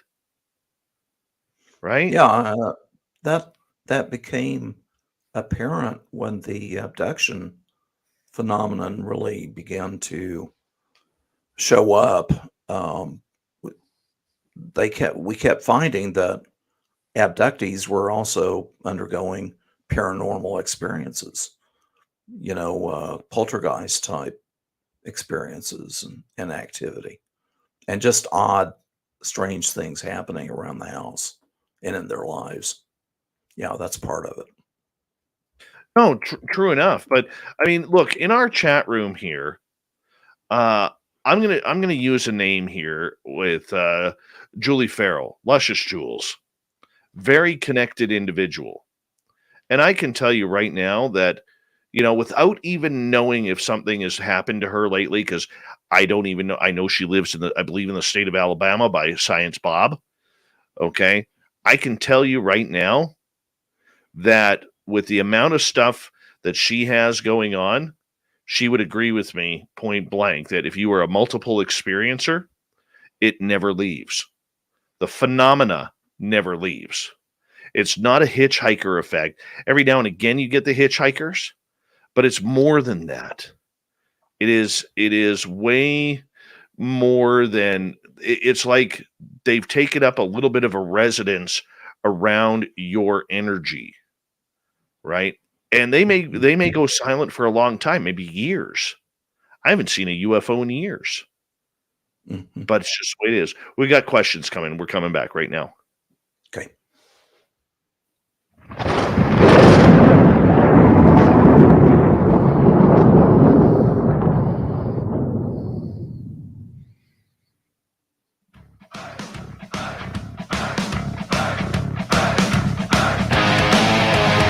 We passed the halfway point of Spaced Out Radio tonight. Good to have you with us. My name is Dave Scott. Very much appreciate you earning and tuning us on in. Want to remind you that if you've missed portions of this show or others, do us a favor. Check out our free archives at youtube.com/Spaced Out Radio. Do us a favor. Hit that subscribe button. Our website is spacedoutradio.com. We have a plethora of features for you. Rock out to Bumblefoot, read Shirky Poo's Newswire. Check out our swag as well. Follow us on Twitter at Spaced Out Radio, Instagram at Spaced Out Radio Show, and on TikTok at Spaced Out Radio. For the final time tonight, we got our main man, Tom Whitmore, here from MUFON. We are checking on out MJ12, and we got a bunch of questions from our audience here for you, Tom. So we're just going to continue with that right now, if you don't mind. And our first question tonight comes from the unknown, who says, where would a person send pictures of objects found on Mars? Well, you can certainly send them to MUFON if you're interested.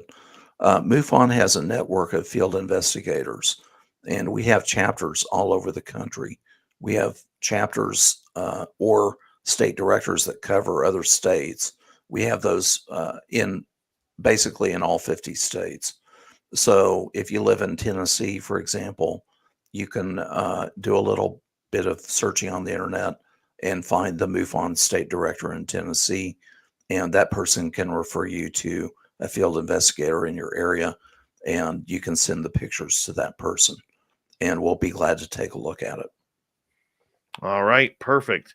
I would like to know how he got pictures from Mars. That's what I want to know. Maybe he got on that UFO that you want to get on, Dave. I'm jealous if that's what happened. I am very jealous. There's a lot of jealousy in the UFO field. Yeah. Zero would like to know, Tom, how do you feel about Mick West and his work? Mick West is a solid skeptic. I think that has a place in the UFO community. It gets a little bit annoying if something is pretty obviously interesting and anomalous, and a person comes up with some kind of a pat explanation, like it's a drone or something, when apparently it's not. So, but I think Mick West is very, very good. He's a competent skeptic, and I think that there's a place for that in the UFO community. I like his work. I do. I'm like you, Tom, where I feel at times he goes out of his way to be skeptical, if that makes sense. Look, I think questioning everything is a good idea, but at some point you have to say, this is very interesting. This is something we need to focus on. And, but Mick, I think for a lot of his stuff has been very fair, very fair. And I actually, yeah, he's got a great voice. Nicola wants to know, Tom, what are your thoughts about the June 25th release and no mention of anything prior to July of 2004, the Nimitz incident? I'm a little bit cynical about information that comes out from the government in these kind of situations. I did not expect to see anything unusual. I did not expect to see anything interesting. I expected that they would provide the minimum amount of information that they could get away with. And I think that's exactly what they did. So I think we got what I was expecting, and I think what a lot of the more hard-bitten old sea dogs in the UFO community expected, and that was not much of anything. It was a big nothing burger. I would agree with you on that. But I mean, it was interesting to say that out of the 144 cases that they did investigate, only one was something they could solve. And I found that very funny when they said that one was a weather balloon. I just found that very funny. Yes, we're all weather balloons. Right? I mean, how could you, out of all things to say, it's a weather balloon. Like, come on! Give us something different than a weather balloon. Maybe that was intentional. Could have been. Joe in California wants to know, what is the greatest case with the most information that MUFON has ever investigated? Well, I'm a little bit biased, but I'm very, very, very much in favor of the Cash Landrum case for several reasons. The witnesses were in East Texas. There's a couple of ladies and a young boy. I think east of Houston or in the Houston area. They saw the craft. They saw the flames. They felt the heat. They received, I think, maybe some level of burns. It had a physical effect on the outside of the car. There were helicopters involved, and the craft was apparently in distress. Okay. And John Schuessler, who is on the MUFON board, and he's a venerated long-term member of MUFON. In fact, he helped found it. But John Schuessler investigated the Cash Landrum case just as much as he could, and he hit a brick wall. There's a government wall of secrecy behind it. Now, Richard Doty has said in interviews that it was actually an adapted alien craft. The craft itself was alien, but the propulsion system was nuclear. And Richard Doty said that they had tested this craft over a period of months in Nevada, and everything worked fine. And they were transferring the craft to another location, and it started having problems. There were a whole lot of helicopters that came on the scene, presumably in case the craft landed or crashed. So to me, that is the most interesting case. See, I thought you would have said something like Stefan Mikulik and the Falcon Lake incident. That was a very interesting case, Dave, and that's a Canadian case. That's one for you guys there. Oh yeah. Yeah, you allow us to do that every now and again, which is nice. It's very nice. Yeah. And I do appreciate that. All right. While we're waiting for more questions here from our audience, I want to ask you, with MUFON and MJ12, will MUFON ever have a department that goes into these legendary cases like MJ12, like Project Blue Book? Because it is such a big part of UFO history that I realize that MUFON is really about taking and receiving data that people give about their sightings and videos and encounters and everything. But I don't know. I just think it would be really cool if MUFON had a historic division as well. It would be nice. It's just that we're all volunteer, and the work that's done is generally by individuals on their own account, such as myself. I'm doing this in an individual capacity privately. I'm not doing it in a MUFON capacity per se. MUFON has a couple of paid employees. We have an executive director, and we have an office manager, and we have a person that manages the symposium. And occasionally we might have another part-time person or a volunteer come in and help in the office. And we have a couple of other people that are paid to do certain things like create the journal and that kind of thing. But other than that, we don't have any departments, and we don't have any research divisions per se. So people that do work are like that, like myself, are doing it on an individual basis. For example, Stanton Friedman had always been welcome at MUFON symposiums, and he was very much a part of the MUFON scene, and he was pretty much the authority on MJ12. Also, Robert Wood, who is a dear friend of mine, he and his son Ryan did a tremendous amount of work in searching for documents at the National Archives, and they have their website majesticdocuments.com, and they published a video and a book as well.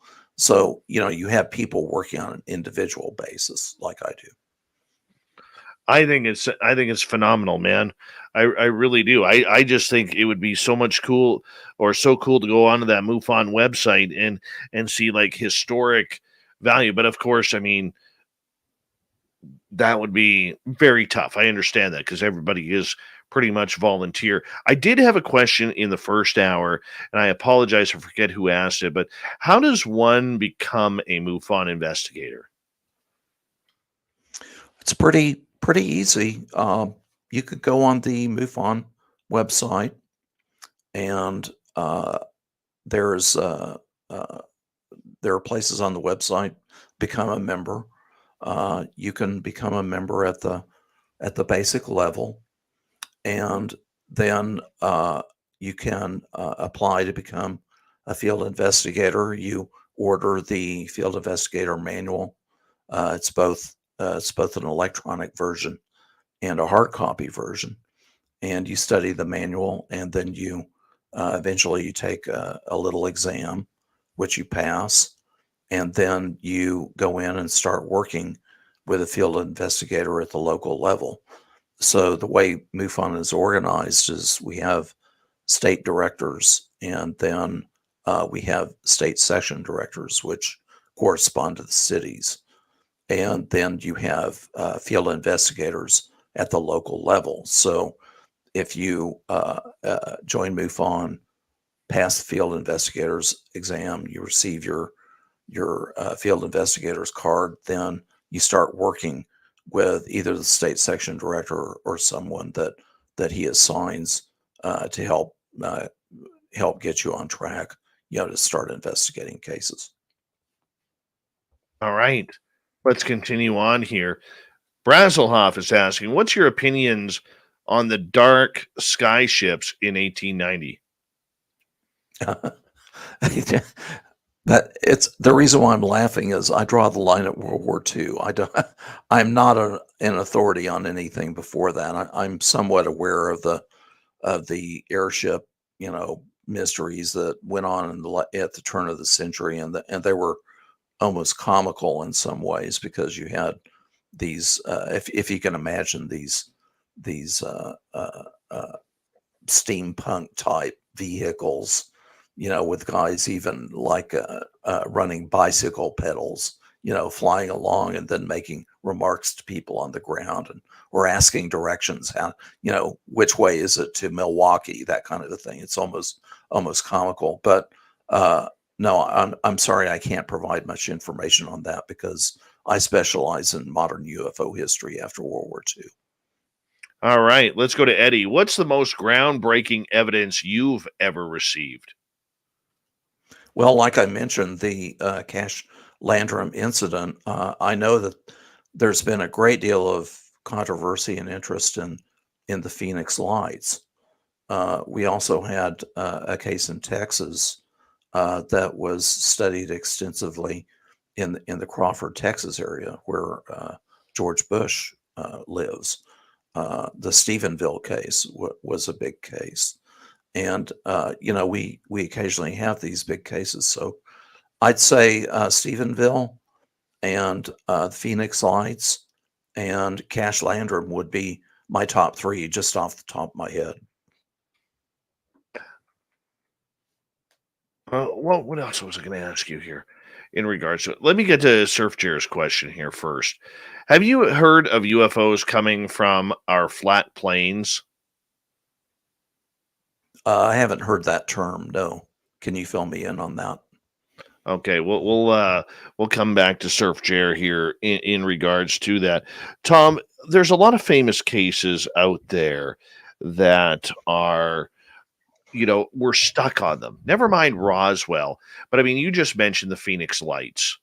And I mean, if we look at that case point blank regarding what happened, how people were treated, how the public was mocked and chastised by Governor Fife Symington on down, how much should we be focusing on a case like that to try and figure out what has happened? I mean, it's only 25 years old. We just celebrated the 25th anniversary of that case on the 13th of this month. But for you looking at that, what are some questions that you would like answered about a case like that? I think people have investigated it extensively, and I think that the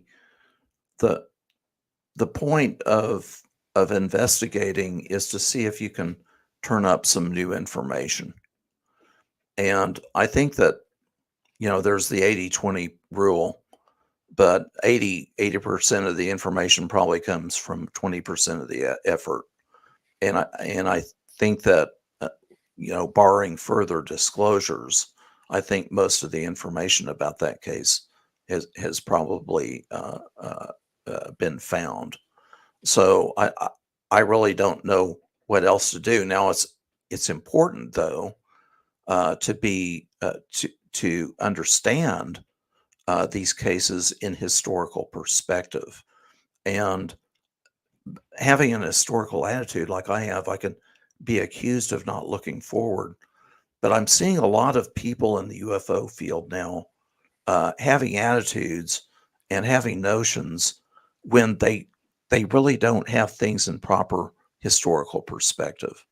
So I encourage everyone out there to do a little bit of reading and learn about UFO history since World War II, to be able to put things in proper perspective. But the Phoenix Light case, for example, is certainly a big one in the scheme of things. I want somebody to grill Fife Symington. I don't care if he came out later and saw the lights later on, and I don't know if he's ever been asked this. I haven't been able to find it. I would like to ask him one question. Were you told to make a mockery of what happened the next day at that press conference? And if so, who told you? I think we'd all like to know that. The problem is, would he tell you the truth? So, I mean, wouldn't you like to sit down with him, Dave, face to face, and ask him that question directly? I would. We've even tried to get him on this show to no avail so far. Okay, and it's not for a lack of trying.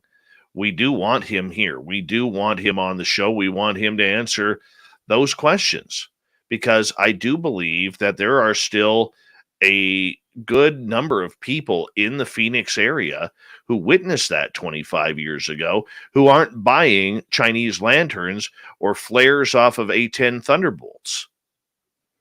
Uh-huh. And if you could ask him that question, eyeball to eyeball, Dave, I think you'd want to not only go by the words that he says, but his body language, his facial expression and his body language. That's going to tell you something too. Yeah, and I think last year he spoke at his first UFO conference at the International UFO Congress in Phoenix. I believe he spoke there last year. And, talking about how he was a witness and he did see it and he felt horrible. Yeah, you should feel horrible. You literally made your citizens feel like stooges. I mean, you can't get around that. It's unusual that you have somebody make a turnaround like that. Usually these higher ups, in the political sphere, they they play down something and you never get a contradiction to it. They never repent like he did. So I think we can thank him for that. I would agree with you on that. I could totally agree with you on that. You know, I would just like to see more. I think there's more to that case. And as much as we concentrate on Roswell, I would love to see more come out of Phoenix. I really would like to see more come out of Phoenix. Sure. All right. We got about 4 minutes here. We got a couple more questions from our audience here. Eddie is wondering, is there any certain time of the year when activity is unusually higher? Yeah, it starts to pick up in May. In fact, I brought some statistics with me, Dave, for this show. And I'm going to give you some averages over the last 3 years of the number. This is the number of reports that MUFON receives from 2019 through 2021. So in January, we had an average number of reports of 493, February 382, March 517, April 502, and May 601. Okay. And one of the highest we've had is 751. That's in May. So I think when the weather starts warming up and people start going outside more, they're probably seeing more things. Which would be very understandable. Let's go to, let's see. Wham Bam Ham is wondering, do you have any knowledge of the HMAS Hobart? It sounds vaguely familiar, but I'm sorry. I can't comment on that because I don't know much about it. I apologize, but I don't have anything I can relate. David in Arizona is wondering, how much should MUFON actually investigate into the Phoenix Lights?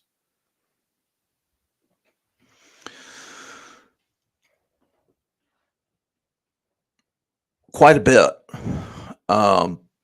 You know, we had a state director, and we had field investigators, we had state section directors, and it was such an obvious case that there was a great deal of activity there. But if you really want specific information, I'd have to go and do some checking. All right. Surf Chair on the Flatlands. Remember the Flatlands question? Yeah. Okay.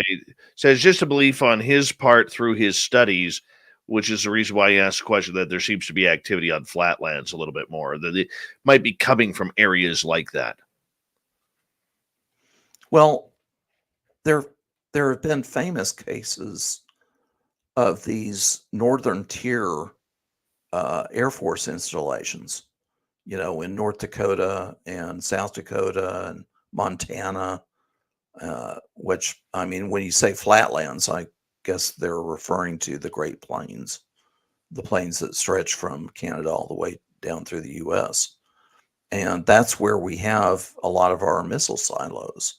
And there have been, a number of well-known cases with these missile installations and other nuclear installations. All right, one quick question. We got about 1 minute, Tom. Have you ever followed the Zimbabwe aerial school back in '94? That incident within a UFO landing. This from the Michael Leger.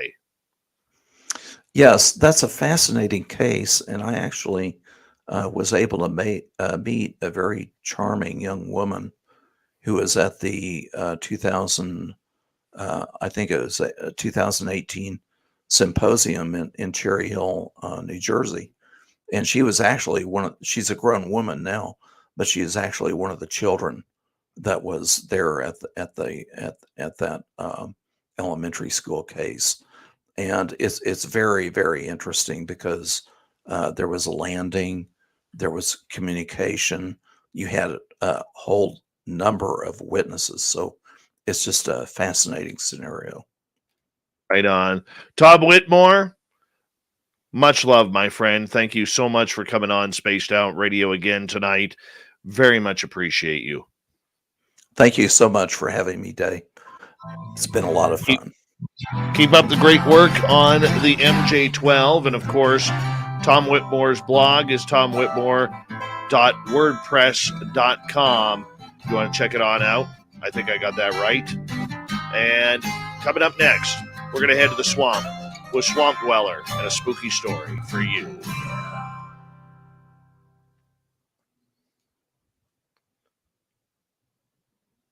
We're clear. Thank you, Mr. Tom. Great radio again, buddy. Thanks, Dave. I've really enjoyed it. I always enjoy you, man. And for our listeners who are heading to Las Vegas, get a good look at Tom right now because he is going to be there. And so you can walk right up to him and say, hey, Mr. Tom Whitmore, I'd like to get your autograph, or I'd like to shake your hand, or I'd like to get a hug, or I'd like to talk to you about some aliens or whatever. And, you know, Tom also works well under the pressure of pina coladas. Pina coladas will be the drink of choice for Tom. No, I don't know. I'm just I think teasing. what they're going to say is, Dave wants you to grow a beard. That's That's true, what they'll too. say. Yeah, Tom used to have this beautiful mustache, okay, like this Tom Selleck type mustache, and he gave it up. Yeah, that was back in my 30s. So, My friend will chat with you soon. okay, thank you. Take care. Good night. Bye-bye. Tom Whitmore, everybody. We love him around here. Absolutely love him. But look who's hiding. The best he could do is $1.50. Bigfoot Michigan Rob. That's right, $1.50. Yeah, he's going to go to the casino. They're going to say it's a $5 table. He's going to be, best I can do is $1.50. Yeah, that's it. That's Dave. it. Oh man, I can't wait to get down in Vegas. You know, I've always wanted to. We have to. I don't know. We don't have enough time, I don't think. But man, I'd like to walk in that pawn shop and act like I'm Rick. You know what I mean? You know, start bossing Chumlee around. Yeah. My gosh. That is going to be so much fun. Yeah, it's going to be awesome, man. It really is. We hit 50 fans tonight. 50 fans.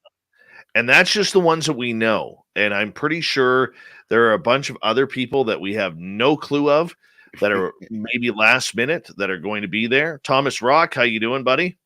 I'm just catching up in the chat room. Yeah. Mm-hmm. And that's really great, too, when you don't know the unexpected. You have your list of 50 guests, but you're going to have some surprises from people you had no idea are going to come down. That's what I'm going to dig. Yeah. Grant Tavia says he is growing his mustache and mustache alone for the weekend in Vegas. Michael Darling, how you doing, buddy? Oh, look at that. The old Cryptid Huntress there. Oh, little BMR, Bigfoot Hearts. Yeah. Bigfoot Hearts. Hello, Jessica. Isn't she a brainiac when it comes to this stuff? She's amazing. I love her, man. She is just she's fresh air, a breath of fresh air. Yeah. Yeah. I mean, I do have nicer hair than her, but you know what? Overall, I think she's amazing. I really do. Except her hair. She's number 2 in my books with hair because I'm number 1. Well, you know, Dave, you do have that thick mane going. It's, you know, I wish I could do that. I had hair at like that length at one time in my life, but it's gone. It's gone. Yeah. I will be doing the old wash and conditioner in the morning. That's the way I work. By the way, want to say a big thank you to Rocky and the team at Odyssey Radio, where we are now broadcasting live on Odyssey and on iHeartRadio through Odyssey. Appreciate it. Glad to be a part of the family there. And I know they have some big things coming with some cryptid shows very, very soon. And it's going to be awesome. Awesome lineup of paranormal activity. We're glad to be a part of it. And their nightly show there for 3 hours a night. Yeah, congratulations. That's going to be awesome, Dave. Joe Monk, you will not be in Las Vegas, which means that I have the best hair going into Las Vegas. Okay. Oh my gosh.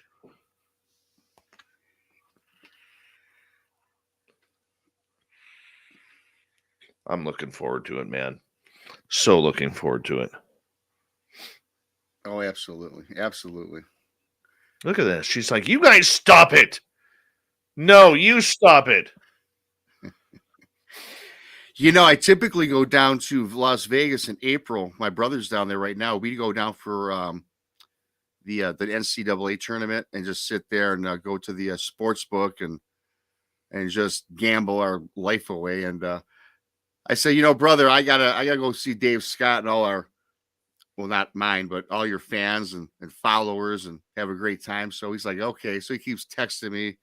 He goes, I'm glad you didn't come. He's already down like $500 on today's tournaments. I said, oh man, I'm usually his lucky charm because last year we walked away with quite a few dollars. So very nice. Very nice. And my brother and I, we played Texas Hold'em. In fact, my brother's placed at the World Series of Poker. He won like 20 grand. Oh, and I no said, way. yeah, I'm going to go down and play this guy, Dave Scott. Well, he knows of you. He watches the show. He kind of lurks. And he goes, all right, well, good luck. I said, yeah, well, I don't know. Dave's got some tricks up his sleeve. So I got to watch myself around that guy. You know what? I'm not the one to watch. Carter Buschardt is the guy to watch. Okay. Carter's placed, I think, once or twice in the money at the World Series. Wow. Hold on, everyone. We're going to launch the third hour right now. Rob, I'm putting you on mute. Yep.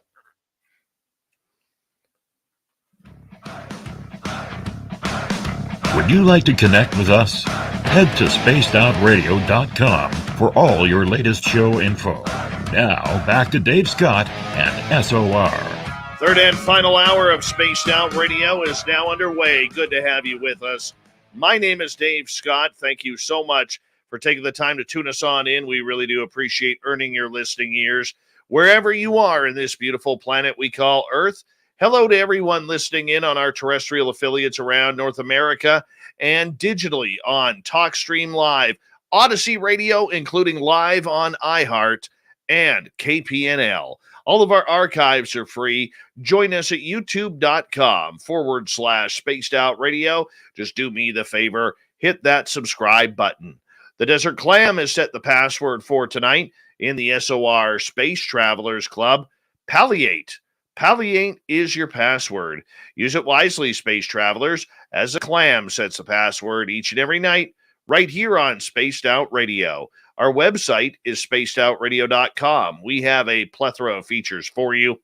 Rock out to Bumblefoot, read Shirky Poo's Newswire, check out our swag as well. Follow us on Twitter at Spaced Out Radio, Instagram at Spaced Out Radio Show, and on TikTok at Spaced Out Radio.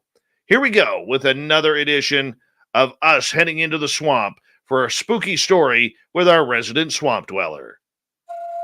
Hi, Spaced Out Radio listeners. This is Swamp Dweller. It's time for your nightly dose of spookiness on the show. If you have an interesting encounter or a spooky story that you would like to share, be sure to submit them in at swampdweller.net. You can also find our YouTube channel at youtube.com/swampdwellerreads. Now, let's chill out, relax, and together, let's enter the swamp. My name is Faye, and the story I'm about to tell you happened when I was 13. All of the incidents happened to me in the same house as well. I went to live with my dad, who had just bought a nice country house in the middle of the woods. I thought it would be a nice place after leaving my mom's house. I used to have a little stepsister and an older brother. The house was great at first. I shared a room with my sister that was right next to our parents' room. My brothers were on the opposite end of the house. The three of us loved exploring the house and the woods around us. We played out there all the time, and it felt like a whole nother world. Waking up in the morning would be like a fairy tale, because our yard would have deer, chipmunks, groundhogs, and many more animals. I loved it, but my fantasy filter I had over this house would soon be exchanged for one of a haunted house. Many things started to happen around the house slowly at first. The sound of stomping through the house would happen every now and then, but our parents thought it was just us. It would happen even when I'd stay home by myself, and there would be no one else around to be able to make this noise. It sounded like someone was walking very angrily. Even still, when I told them, they would say it was most likely an animal in the walls or something. Which to me is still weird. Wouldn't you be concerned that something's living in the walls? Another thing that we started to notice was when we would come home, all of our light bulbs would be unscrewed, so they were just barely hanging in the socket in every single room. This would even happen in the bedrooms. One night later, after we had all left and gone to bed, my father woke up to a banging sound. He got up and was mad to be woken up that late and stormed out of his room to find it. Naturally, he assumed it was us. He stopped outside my sister and I's room and listened. He said it sounded like we were jumping on our beds and making our headboards hit the walls. He opened the door with a fast push and looked in ready to yell at us for being up and messing around. But the sound had stopped right as he did, and he saw that we were both fast asleep. Confused, he went to bed. The next night it happened again, and like the first time we were both passed out. He asked us if we had heard the banging and if it was us, but we had no idea what he was talking about. I genuinely, for the life of me, cannot remember any of these noises. Instead of trying to figure out if we were lying, he just removed the headboards and put them in our closet. That weekend I went to my mom's place and my sister went to her dad's. That night the banging started up late at night, and he knew we were not home. He went into our room, and the banging didn't stop that time. He followed the sounds to the closet. He put his hand on the door, and right as he slid the door open, it stopped. The thing is, my dad started to believe us about the strange stompings and strange light bulb incidents after this, because there was nothing in there. Other small things happened after that night. Cabinet doors opening, lights going off and on, and so on. But one of the scariest encounters was one night. I was home with just a friend. My parents were out on a date night, and they wouldn't be back for quite some time. It was probably going to be really late when they got back. It was storming like crazy that night, and we had been in the living room watching movies and just hanging out. The power started to go in and out, as well as strange sewage smells and rotten eggs. It didn't bother us at first because it was storming, and we just assumed, well, maybe the sewer drains were flooding. It wasn't until the power would go out for longer than a flash this time. It stayed out for quite some time. We looked at one another and looked, but the sound of whistling stopped us. My friend then asked if our brother was here. I told her no, it was just us. The whistling was masculine sounding, and it was creepy. It was this tune that just sounded wrong. It was coming down the hall from by my room. That's at the end of the hall. We did not want to get up, and I told her about all of the other things that had happened before. With the power going out and the storm giving us the only flashes of light we would see, we were too scared. We jumped up 10 feet when the whistling was still happening, but now it sounded like it was coming toward us, stomping down the hall, getting closer and louder. We saw a huge black shadow charge out from the hall, but dissipated as it got closer to us. We were screaming and sobbing, thinking something or someone was going to get us, half expecting something to slam into us. The lights finally came back on, and we were holding on to each other on the couch shaking. I'm sure it was probably only about a minute or two, but it felt like hours. We decided to go hide in my brother's room on the opposite side of the house as far from my room as possible. We waited there until someone got home. We stayed in my brother's room that night on the floor, as I was not brave enough to go sleep in my room. I ended up moving back in with my mom shortly after, as I just did not feel safe in that house, and luckily my dad moved out a few months later after some more occurrences.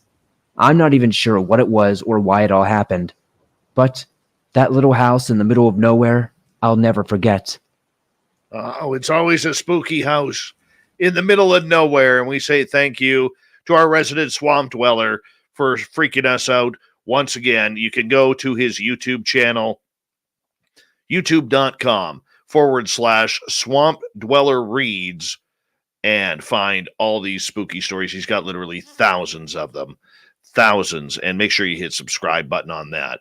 All right, let's get to some cryptid talk. We got Bigfoot Rob coming in here momentarily.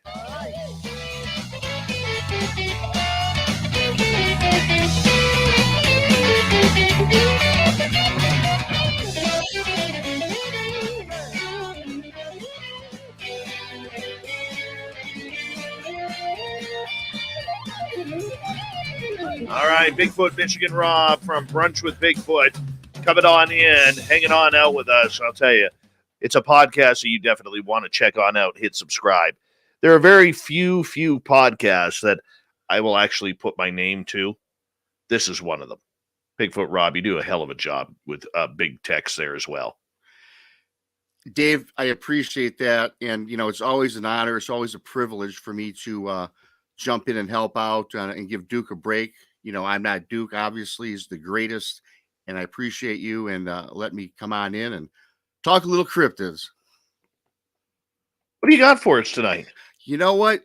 I'm excited about this, Dave. I am excited because it's very rare that I get an email from a person that watches our show and says, "Hey, Rob, here's my encounter, man. Can you help me out?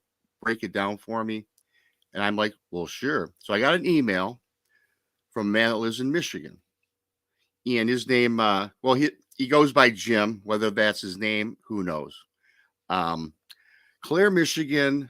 This was May of 2021. That it's dated anyway. Here's this report. So Jim and his family, his wife and 3 kids, all sons, they have a spot in Clare, which they have been going to since 2016, 5 years, in a row, consecutive. Beautiful area. They've got a campsite nestled in the middle of the woods, and it's got about 20 yards of wood line that surrounds their campsite. And during this 5-year period, Jim always felt as though there was somebody else out in the woods, as he described to me. He had said he felt like maybe he was being watched or there was a presence. Now, of course, he didn't make mention of this to his family. He didn't want to spook them. As I said, they love this area. They want to keep going back. And to this day, they don't go back. And we'll get into that. So at any rate, Jim would always take his eldest son. Once they got into their camping area, the eldest son and Jim would go out and explore the area, the area around their campsite. The wife would sit back with the other 2 sons, and they would set up camp. Jim would explore with his son. So during his exploration, now I have to preface this by saying Jim knew nothing about cryptids, nothing about Bigfoot. He couldn't tell a Bigfoot from a cow if they came up to him, right? I mean, that's how inept this guy is when it comes to these things. So no idea. So he had stumbled across what appeared to be a footprint.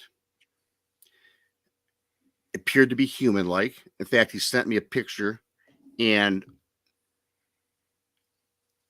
which was sharp about this guy for scale. He took 3 $1 bills, put it at the heel, and it went to the top of the toe. So 3 $1 bills from heel to toe. There was 3 toes. You could see a pronounced big toe, and then the other 2 toes, but I couldn't see any other. So 3 $1 bills, I measured it because, of course, I want to see how it's like 18. It's like 18 inches. A dollar bill is roughly 6 inches long. So this is about a 16-inch print. And then he put the dollar bill in the center at the widest part of the impression. And it was the dollar bill. Then on either side of the bill, it was another inch of space. So, wow. And again, he's doing this over a 5-year period. He's always experiencing these things. He goes next time he's out in the woods with his son. They come across what he says structures. Now, I know that he has started to look up some things about Bigfoot because he started making mention of things that I'm familiar with. And a structure, he said, he saw a structure in the woods which was shaped like an X. He knows it was not man-made, or he knows that it wasn't deadfall, because in this X, they were crossed, and at the top of the X were the roots. The bulb of the roots hanging out, and on either side at the bottom of the X, it was firmly implanted into the ground. Okay, this is not man-made. No, this is not footfall, or excuse me, deadfall. This is something did this. He also came across tree breaks, which were 7-8 foot tall. And he said to me that they were fresh. They were snapped. They were twisted. And it looked fresh. And he says, man, somebody has to be pretty big to do that. And he says, why would they even do that?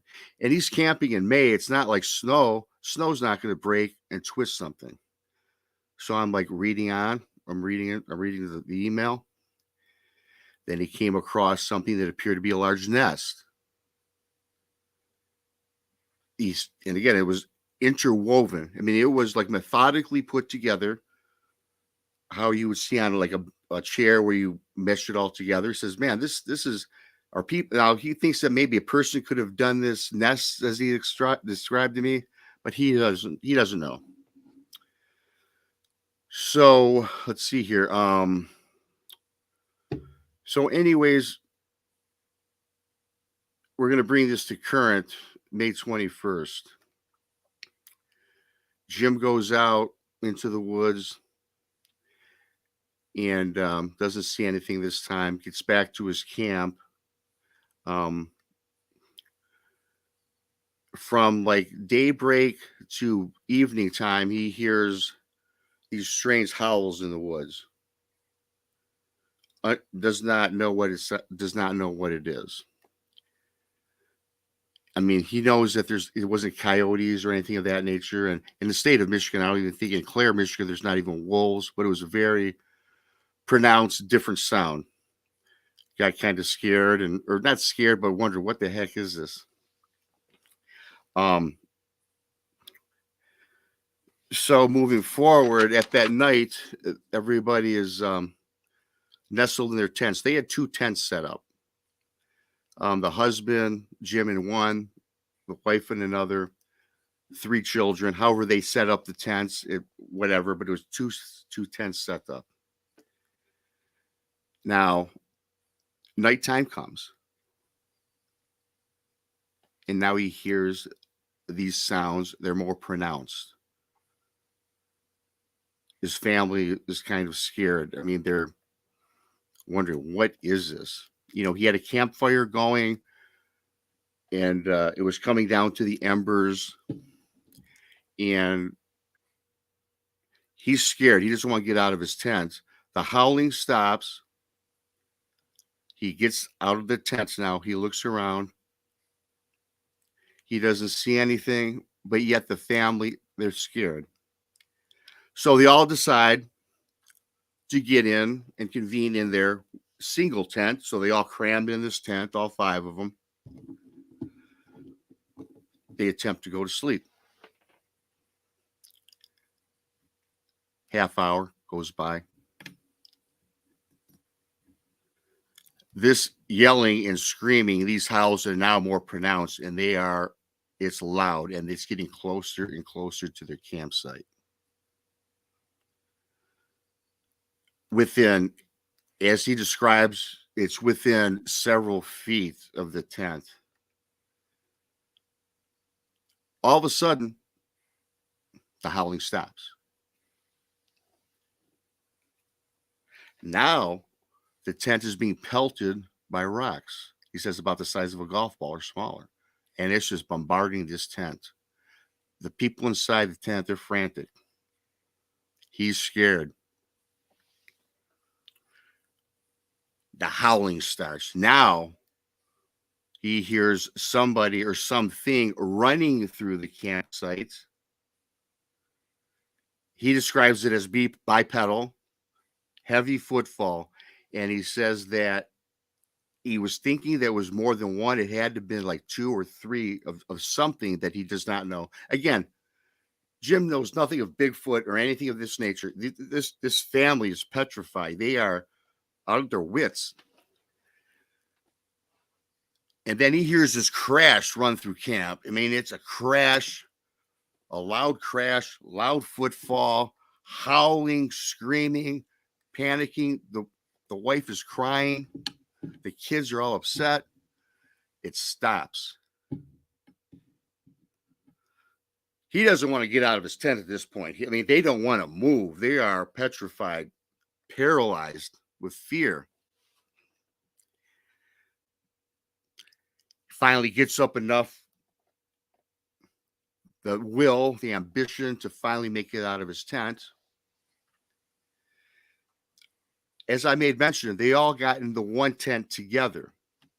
He's looking for that second tent that the wife and the kids were in. It's gone.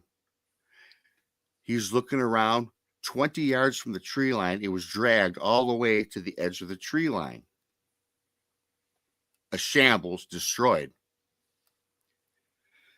Now, as I made mention, the fire got down to embers, casting a shadow in the background. You know how you look over the fire, you see the wood line, he sees his tent. He sees 3 sets of saucer-shaped glowing eyes, reddish and green, just sitting in the wood line, peering in at him. Needless to say, Jim and his family no longer camp. And I read that story. I reached out to him. And we're going to have a talk, because one of the things that we do on our show is, if you've got an encounter, as I had one, Texas had one, we know what it feels like to be scared. So I'm going to be getting in touch with this guy, Jim, and try to help him through this, because I tell you what, I went through some hell with my encounter, but I tell you what, that takes the cake, Dave. And my heart goes out to this guy and his family. It does. It's wrecked his love of nature now. Well, it's better to be safe than sorry. And you know what? This is why I never bring a tent out to the forest, man. Never bring a tent out to the forest. Just something's going to happen. You know, that's the time something is going to happen. And it isn't going to be pleasant. It isn't going to be good. And I'm just not taking that chance. Never mind just Sasquatch, my friend.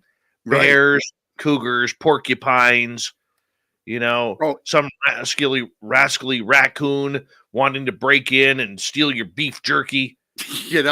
And who knows if this is even Sasquatch, right? Or what type of cryptid is this? I've got to send that print picture over to Duke. I don't have it on my computer. I'd show it right now. It's somewhere stashed in my phone. But, I mean, yeah, I agree with you, Dave.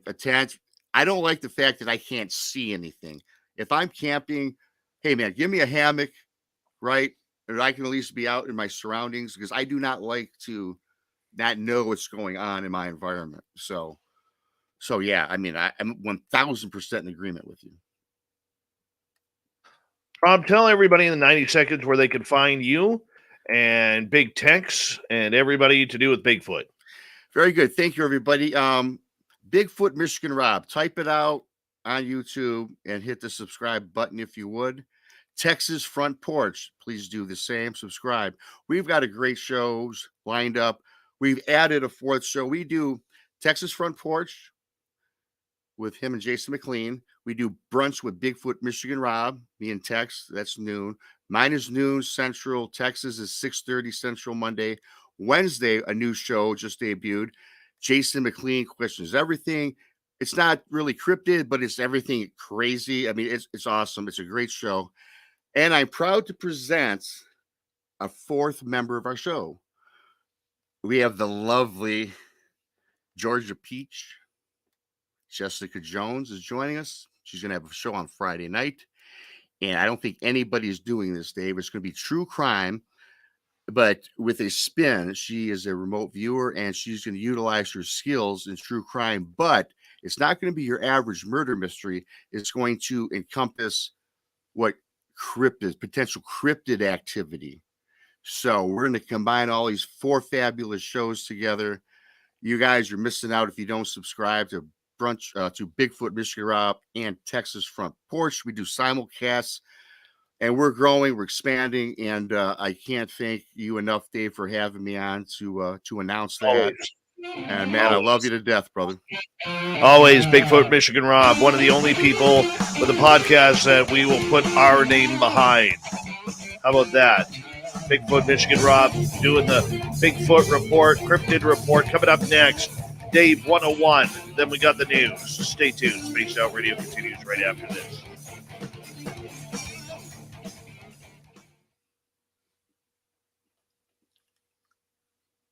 Oh, now Super Duke shows up. Awesome show, Bigfoot Michigan Rob. Thank you, buddy. Yeah. You know what he was doing? Tonight was hair washing night. Yeah, you. it was, Yeah, total hair washing night. Oh, by the way, I must condition twice.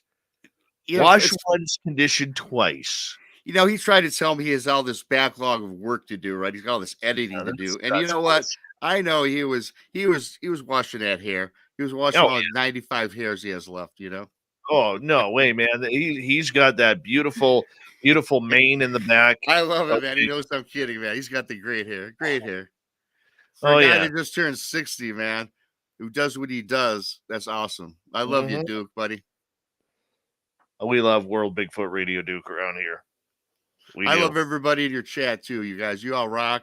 That's why, one of the reasons I come on, of course, is great content by Dave Scott and Spaced Out Radio. But you people in chat are awesome, too. I love you all. Thank you. Always love you, buddy. All right. And I'm very proud that you are going to be part of our Vegas party. Yes. April 22nd to 24th in Las Vegas. And trust me when I say this, big guy, I got a giant hug for you when I finally meet you. Big handshake and a giant hug. Great, because I'm a hugger. I'm a hugger. I'm a personal guy, man. I appreciate that. No problem. Rob, do us a favor when you get back in the chat room there. Put your link in for your show so that way everybody could grab it. Thank you. Appreciate it. I will. All right. Thanks. Bigfoot Michigan Rob, everybody.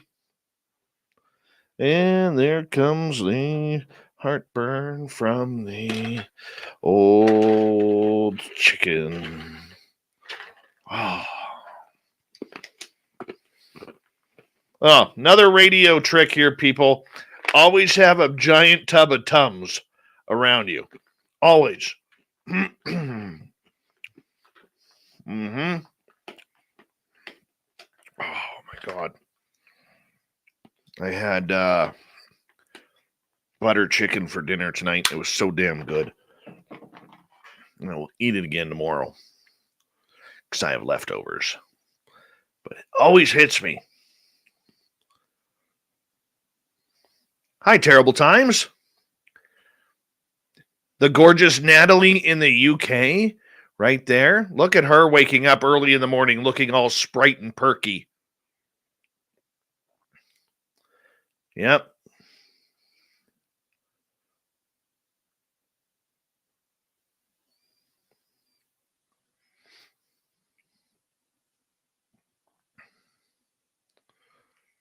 Mm-hmm. Yes. Christopher Douglas, how are you? Welcome to our chat room.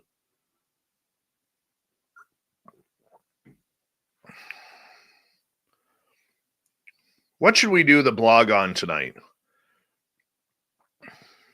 Terrence Brown. Dave, I might have to take the best hair challenge with you in Vegas. I think I may have you. Good on you, man. Good on you. I tell you what, if you got me beat, I will personally buy you a drink. If you got me beat, because I'm going to tell you right now, I am getting my hair done for Vegas. The beard is going to be colored back to normal. Not going to have the Santa look going on. All right. I take that challenge. I'm going to have it flat ironed, looking just fresh and beautiful. You can't win, Terry. You just can't. I know you're laughing right now, probably doing one of these. Okay. No way, man. You can't win. Well, maybe.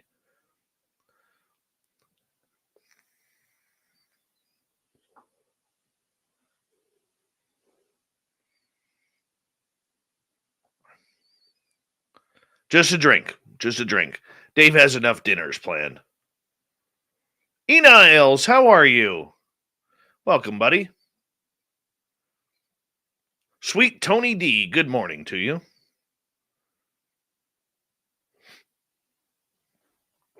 rock star hair for Terry Brown. Holy cow. I'm starting to get a little nervous here. Maybe I bit off more than I can chew. Terry, it's going to be good to meet you down there, man. 35 days. 35 days. That's it.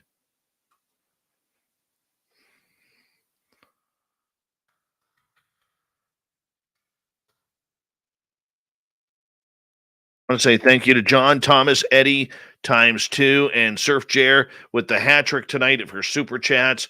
Very much appreciate it. We're going to kick off the third hour here, or the final half hour here, right away.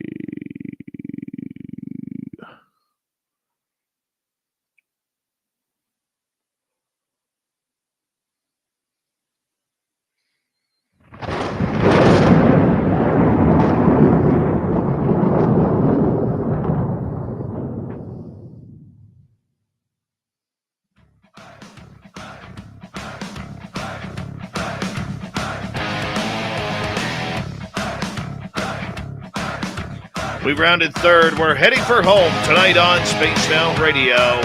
Good to have you with us. My name is Dave Scott. Very much appreciate you tuning us on in wherever you are on this beautiful planet we call Earth. Want to remind you that if you missed portions of this show or others, check out our free archives at youtube.com/Spaced Out Radio. Do old Davey the favor, hit that subscribe button. Our website is spacedoutradio.com. We have a plethora of features for you. Rock out to Bumblefoot, read Shirky Poo's Newswire, check out our swag as well. Follow us on Twitter at Spaced Out Radio, Instagram at Spaced Out Radio Show, and on TikTok at Spaced Out Radio. It is time once again where I get into the rant. It's Dave 101.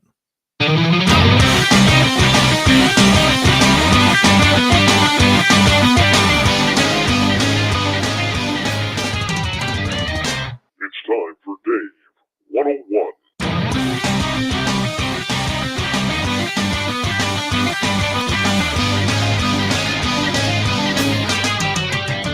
All right, here we go. I learned something this past weekend from somebody who I very much trust. I got a late night phone call on Sunday from a good friend who is very involved with the entire UFO phenomena. That is a word that you are going to hear more and more and more of on Spaced Out Radio. Why? Well, let me tell you why. Because this person threw me for a wrench. And I'll be honest with you, I've been thinking about it ever since that conversation. What if the phenomena is all of us? Yes, you, and even you over there. What if the phenomena is all of us?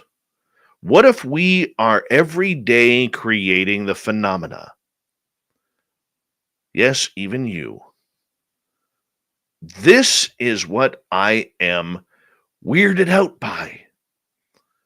Because I always thought when I got into this field 7 years ago that everything was separated. Ghosts were ghosts, paranormal was paranormal, supernatural was supernatural, the cryptid world was doing its own thing in the forest, aliens came from the sky, and somewhere deep out there, John Teeter, the time traveler, was running around predicting different timelines than what we were on right now. But what if life is all about the phenomena? Everything we do affects it. Now think about this.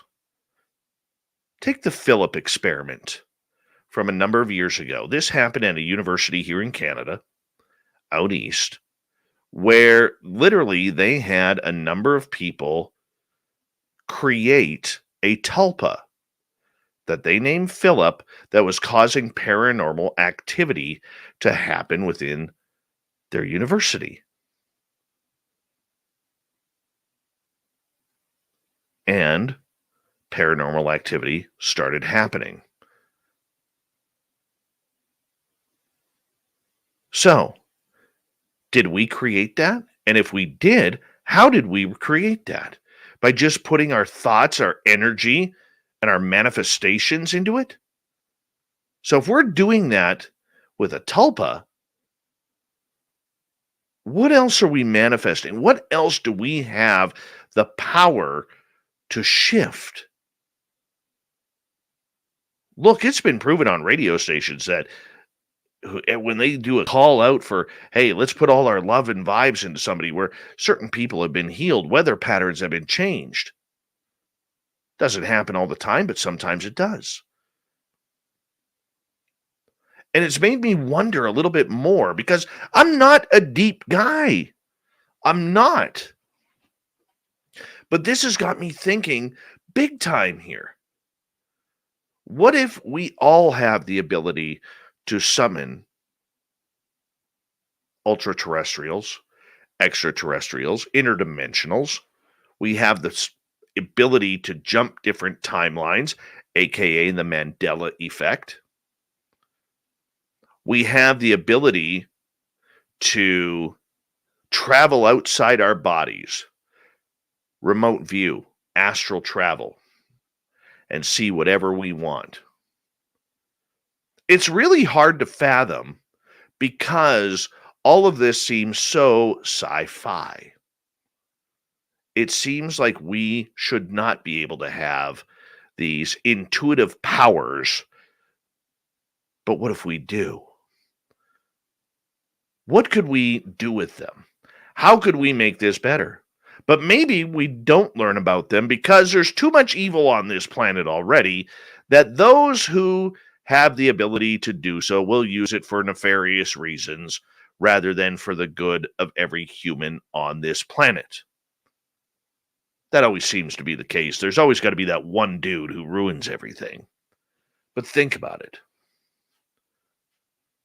Look, I'm not about to get into this whole John Lennon type imagine all the people living life in peace. Not going to do that. But I will say this. I will say that the phenomena is all around us. It's there at any time, and it has the ability to literally bring us to wherever we want to go. Maybe it's an illusion, maybe it's an imagination, but maybe that's what life is. Do we know? Do we really die? Do we really believe that science is a one and done project? Yeah, we're all ashes to ashes and dust to dust. Because I'll be honest with you, if that is the case, that is going to be a major letdown when I die. Major, major letdown. Because old Davey kind of likes this whole living thing. Living is fun. Living is good. And as stressful as it could be at times, it's sure the heck not long enough. But imagine if reincarnation is real. Imagine if the Hindu religion has it right. That, you finish up here, you go up, and you're like, hey, I want to be a butterfly next, or hey, I want to go swim with the sharks, but I don't want to be the shark food, because that'll really suck. Maybe, I'll be a great white or something like that. One of them super sharks that's out there. All right, this is what I think about. What if that is true? How cool would that be? Maybe it isn't about lessons, because there is no end, but maybe it's about just enjoying the time that we have. It's like going to Disneyland, except for life, where one time you get to be a human. The next time you can be the human's pet dog who's really treated awesome and get steak bites for dinner. The next time, well, you may have to have a bad one every now and again, where literally you are a fly that gets hit and eaten by a Venus flytrap.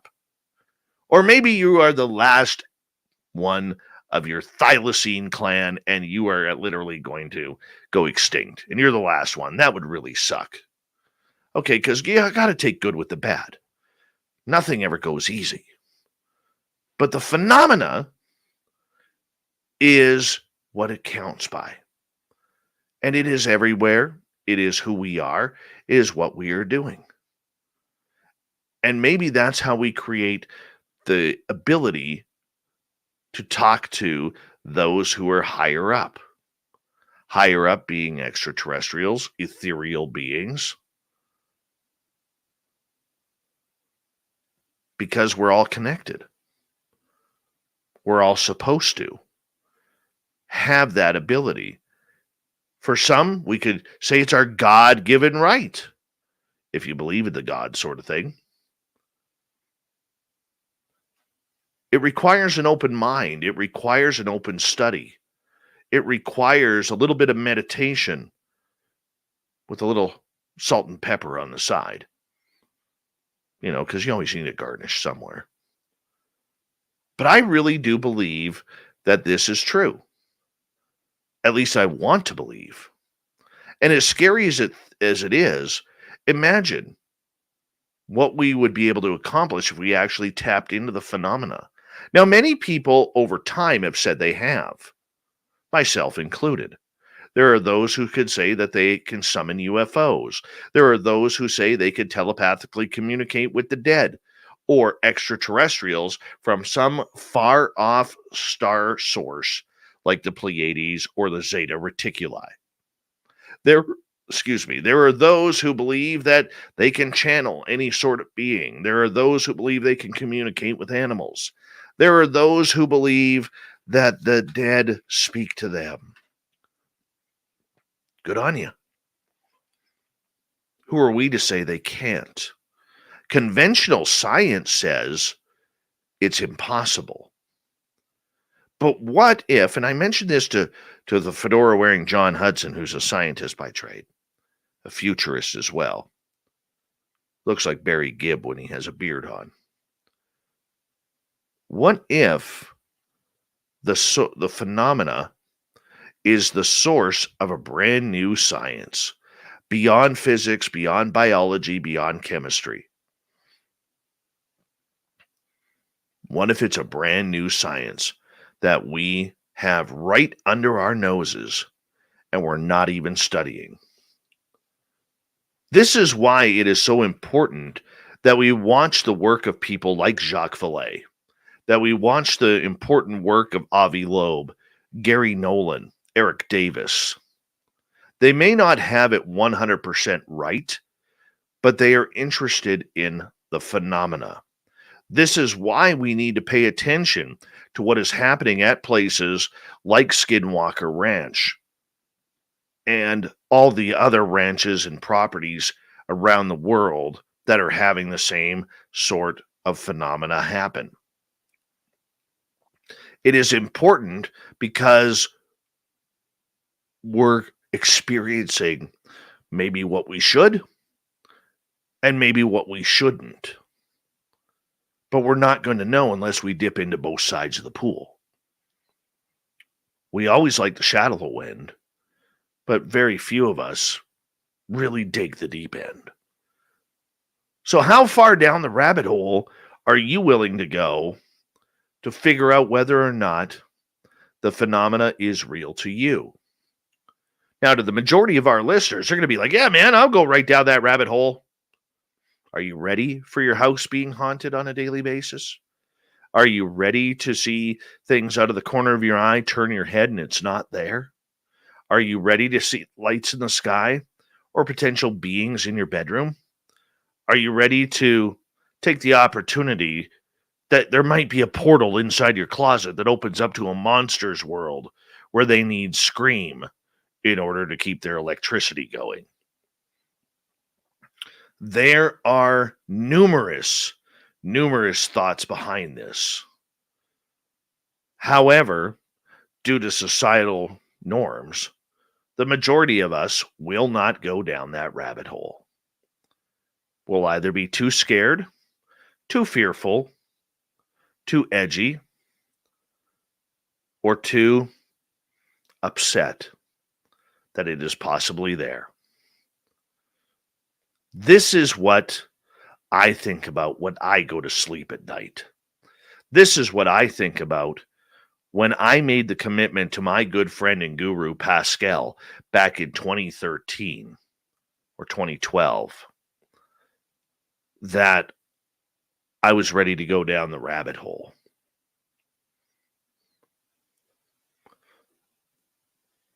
And I still don't have the answers. I still don't think I'm closer to it. But I can tell you this. It sure as hell is a fun time trying. And that is your Dave 101 for this week.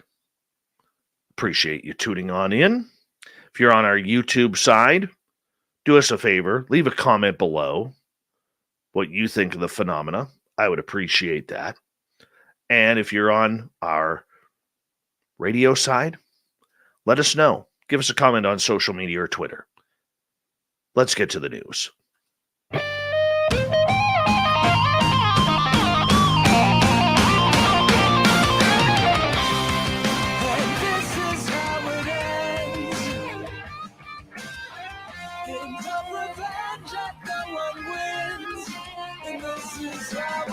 All right, Shirky Poo's got the news all set up for us.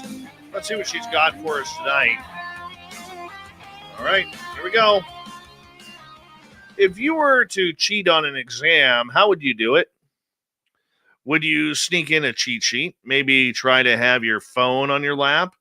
Whatever your answer, it probably didn't involve surgical procedures, but these students took cheating to a completely new level and proved that they would go to any length to pass their exams at this particular school. 2 Indian medical students recently got busted for trying to cheat in an entrance exam at the Mahatma Gandhi Memorial Medical College in Indore. Supervisors discovered tiny Bluetooth speakers surgically implanted into their ear canals. The students were taken to the general medicine exam, or they were taking the general medicine exam with 13 others when a university squad of the Devi Ayya Bai University came for a surprise check. Dr. Sanjay Dixit, dean of the medical college, explained they found one student with a mobile phone, another student with some sort of Bluetooth device, not advice. The Bluetooth speaker was the same color as the student's skin. Upon requesting what was going on, they revealed that ENT surgeons had implanted the devices in their ears.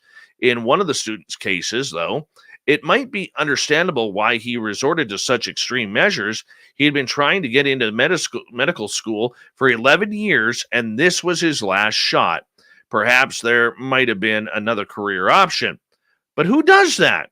It seems that these college dreams of these 2 applicants have been dashed for good. Dr. Dixit said the electronic devices and answer sheets they used were confiscated. Their cases have been sent to investigators for further consideration. According to Dr. Dixit, the students clearly intended to cheat as they had purposefully concealed the Bluetooth devices. We think these microphones were surgically fitted into the ears of both students. Cases have been prepared against both of them. A committee at the DAVV will take the decision in their regard, said Renu Jain, vice chancellor of the school. The students on their part deny the accusations, at least in part. One of them claims that the Bluetooth speaker wasn't surgically implanted and could be removed with a pin. Big deal. You cheated. It was an awesome effort. You got caught. Now pay the punishment. It's the way it works. Some dude has been filmed filling his car with cooking oil. Cooking oil. Amid the surge in fuel prices, the man was spotted in a Tesco car park in Congleton, Cheshire, over the UK, by a shopper who couldn't quite believe what he was seeing. Sharing the clip on social media, Mark Rainford joked, "What fuel prices?" Since posting, the video has attracted plenty of attention from social media users, with some praising him for his smart move, but others warning fellow motorists not to try it themselves. One said, to use vegetable oil, you need a heater in the fuel system, and also the glycerin in the oil will eventually clog up the fuel system and homogenize the engine lubrication oil. The only way it works is to convert it to biodiesel using toxic and dangerous chemicals. Another commented, don't go putting veg oil in your car or van unless it's the old type of diesel engine. You'll screw your engine up. It's too thick and you'll blow the diesel pump up, and especially don't put it in a petrol car or van. Others claimed it would run just fine. Just use cooking oil. But will it? Well, while vegetable oil can potentially be used as a biodiesel if your fuel has a diesel engine, it's certainly not recommended, particularly when poured directly from the bottle like the fella in the video. Yeah, don't do that. It's an expensive fix. You may cry about gas, but it's a lot cheaper than a $10,000 diesel engine. Oh, bad camel. Bad camel. One pissed off camel. A camel escaped from a Tennessee petting zoo, killing 2 people. Yep, the camel escaped, and authorities received reports of a loose camel near Shirley Farms in Obion, about 160 kilometers northeast of Memphis. The report said the camel was attacking people. When authorities arrived, they found 2 unconscious victims on the ground, and the camel was there still on the loose. The sheriff's department and the Tennessee Highway Patrol came around, and they tried to aid the victims and bring them to a safe location. The camel attacked a county sheriff's office as well, officer's vehicle as well, then moved towards deputies who were attempting to remove a victim to emergency services vehicle.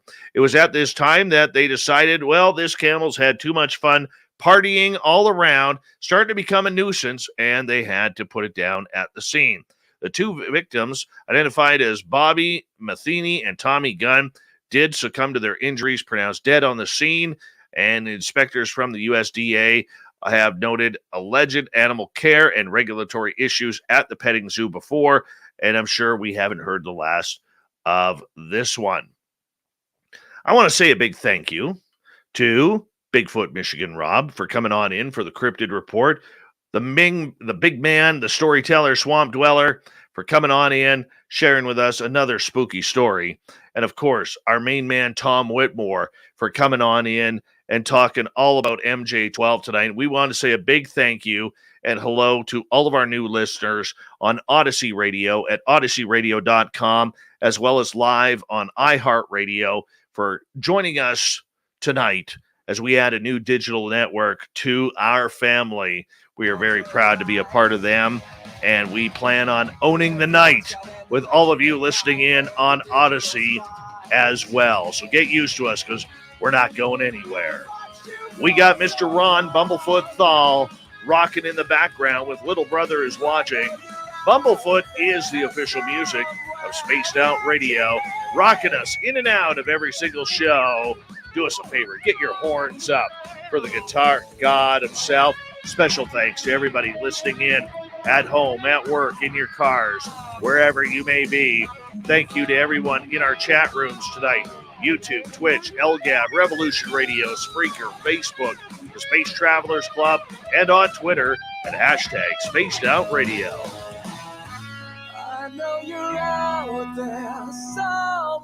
Remember, this show is copyright by Spaced Out Radio and SOR Media Ventures Limited. Thank you so much for choosing to share your evening with us, because together, my friends, we're watching. We own the night, Mr. Bumblefoot. We need a favor. We need you to take us home.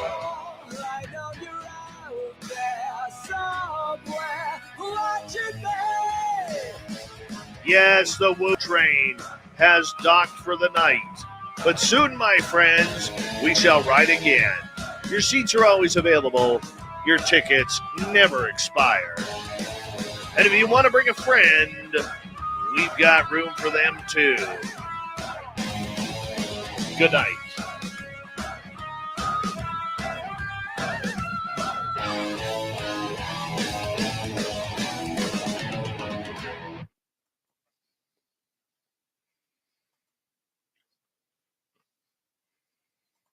That was a fun show tonight, guys. Thank you so much. That was so much fun. Hot damn, that was fun. That was a good time. I got a funny story for you guys today. And then I'm going to get serious here for a quick second. Funny story first. So I'm in my office today, and I am literally having I was on the phone literally for like 8 hours today, just working on different projects, different meetings, and like Thursday being my only real day off of work. It's the only day that I really have time to get done what I need to get done for this show. Not that I mind that or anything. It is kind of cool. So, about 1 o'clock this afternoon, my boss calls me up from my daytime job. And he's like, "Hey, man, how's the day going?" And I'm like, "Great, boss. How you doing?" And he's like, "Oh, I'm doing pretty good. And just kind of hanging out and just wondering what's going on." And it was during that part of the conversation that I realized I don't think my boss is at work covering me. And I went to him. I said, hey, boss, are you not at work today? He goes, "No, why would I be?" And I went, "Well," he goes, "aren't you there?" And I'm like, "No, it's my day off." And he goes, "Oh my God." He goes, "So literally we've had nobody there besides the secretary for like 4.5 hours, 5 hours." I'm like, "Yeah." And we both start pissing ourselves laughing. We were just killing ourselves laughing. Like, how do we do this? Because like we're like a 2-man team. So if he's not there, I have to be there, and if I'm not there, he has to be there. And it was so funny, dudes. It was so funny because like literally, like we did no business today because neither of us were there. So at the end of the phone call, I'm like, "I'll just leave it." I said, Super Carol, that's what we call our secretary, Super Carol, because she's amazing. If Super Carol needs us, she'll call us.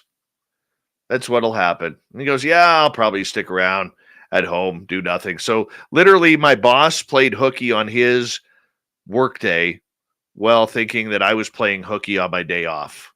It was awesome. It was completely awesome and hilarious at the same time. All right, I'm going to quickly take a quick bathroom break here. I'll be right back, guys. Oh, hi, James Goodall.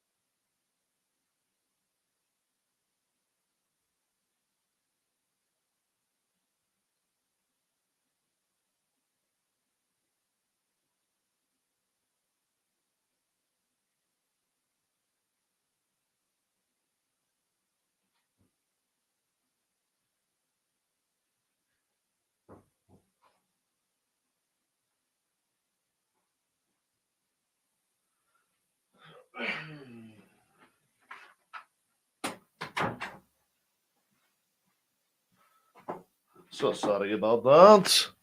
Let's move this over here.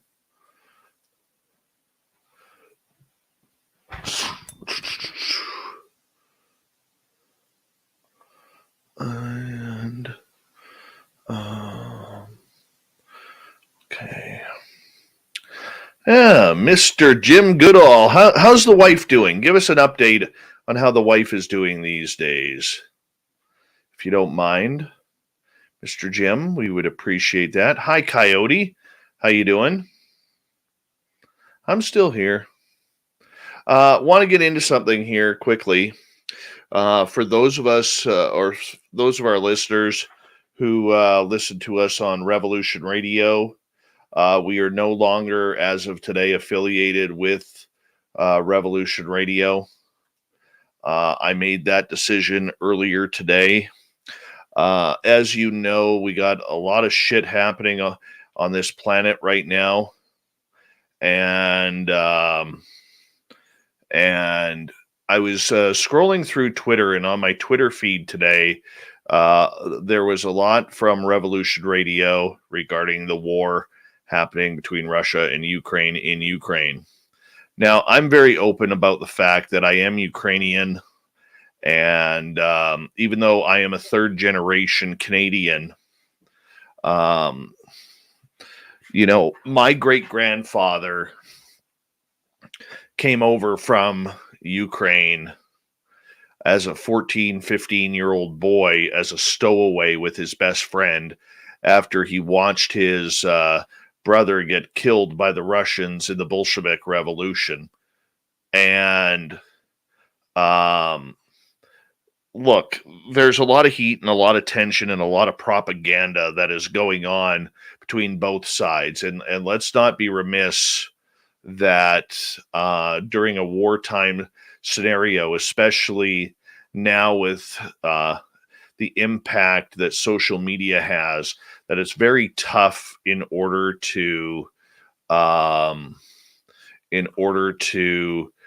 the proper news from fake news, and it's not a good time. Okay. But one of the things that really upset me about it was the fact that they were very much on their Twitter account promoting that Vladimir Putin is the good guy, and that they had the one that really set me off today was a video where they showed a Chechen special, basically a kill force that was warming up to go into the battle zone by doing some dancing to go kill some Nazis. And when I questioned them about calling Ukrainians Nazis, I'm not going to say the gentleman's name who I talked to because I used to have a very good relationship with him. I told him basically that that I will not have Spaced Out Radio be a part of something like that, and that I will not have support that, because everything that we do, everyone, it doesn't matter whether we're on terrestrial radio, digital radio, or whatever, it impacts who we are as a station. And I didn't, as a radio program. And granted that we are, and we try to stay extremely non-political during our show. And right now there is heightened tensions that are around due to everything that's going on. And I'll be honest with you, I blew my gasket today. It blew my gasket. And I basically told them that if they are going to put propaganda like that up and call the Ukrainians Nazis, that I want nothing to do with them being of Ukrainian descent. And then I got questioned about whether or not I actually knew what was going on over there, and I felt that it was a cheap shot, and that's where the argument started. And I stood up for myself, and I said, pull down the tweet or pull us off the air. That's what it comes down to. Pull down the tweet or pull us off the air. Then they tried to give me, the guy tried to give me this whole freedom of speech bullshit. And I said, look, Revolution Radio has changed over the last few years, where it has become so anti-media. And I reminded them that I am a part of the mainstream media. Spaced Out Radio is part of the mainstream media. We're on 6 terrestrial radio stations. That makes us a part of the mainstream. And I said, I realize you guys don't trust the news. You guys are a little bit against the mainstream media. I said, but you still need to cover both sides, which then I was quoted a bunch of other diatribes. And that's when the swear words started. And that's when I immediately got blocked and kicked out of a couple of rooms that I was in for show hosts. And so I went into the chat room to say goodbye to everyone, that effective immediately we would not be on Spaced Out Radio. And they started giving me, a couple people there started giving me cheap shots. And when I went to fight back, I said to the one guy, because he lives in San Francisco, I said, you know where I'll be next week. You're more than welcome to come over here. And he started threatening to kick my ass. And I reminded him that he's like $130 wet, and come on down and try. So I may get in a brawl next weekend in San Francisco. I have no idea if he'll show up or not, but if he does, and if he gets in my face, well, we'll deal with it. We'll deal with it. I have no problem with that. My shirt says keep calm and chive on, Canadian version. So, yeah, I reminded the guy he was like $130 wet. So, who knows? Right? Come meet me. Right? And if he does, well, we'll see how it goes. But I can guarantee you it ain't going to... Like, he was trying to talk tough, how he would knock me out with one punch. And I'm like, dude, I've met you. You're like 130 pounds wet. No, my birthday's May 24th, not March 22nd. But I mean, it would be an early birthday present. But, for the most part, I'm going to say this. The people at Revolution Radio over there are good people. And I've never had an issue like this with them before. And, but I just cannot, for the life of me, I cannot for the life of me put up with that kind of nonsense where you're cheering on a country that invaded another country for no reason. So, they want to go, they can go. That's what happened. So we are no longer broadcasting on Revolution Radio. Don't care. They can go and do whatever they want. That's their right, their freedom. They're able to do whatever they feel they need to do in order to accomplish their goals. And God bless them if they do. God bless them if they do. All right. And if they, but I won't put my show up. Why would I press charges? The dude shows up and he wants to get nasty. Oh yeah, I love that shit, man. I do. I thrive off of that.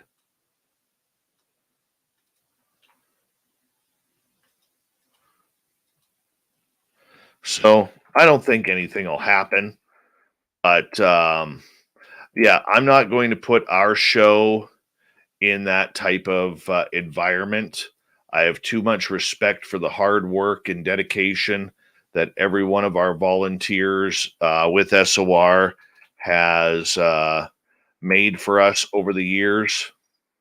And you know what? I am more than happy to stand my ground in something that I believe in. I could tell you right now, like if I was 25 years younger, I would probably go over there. I probably would. Right? So that's just the way it is. So, you know what?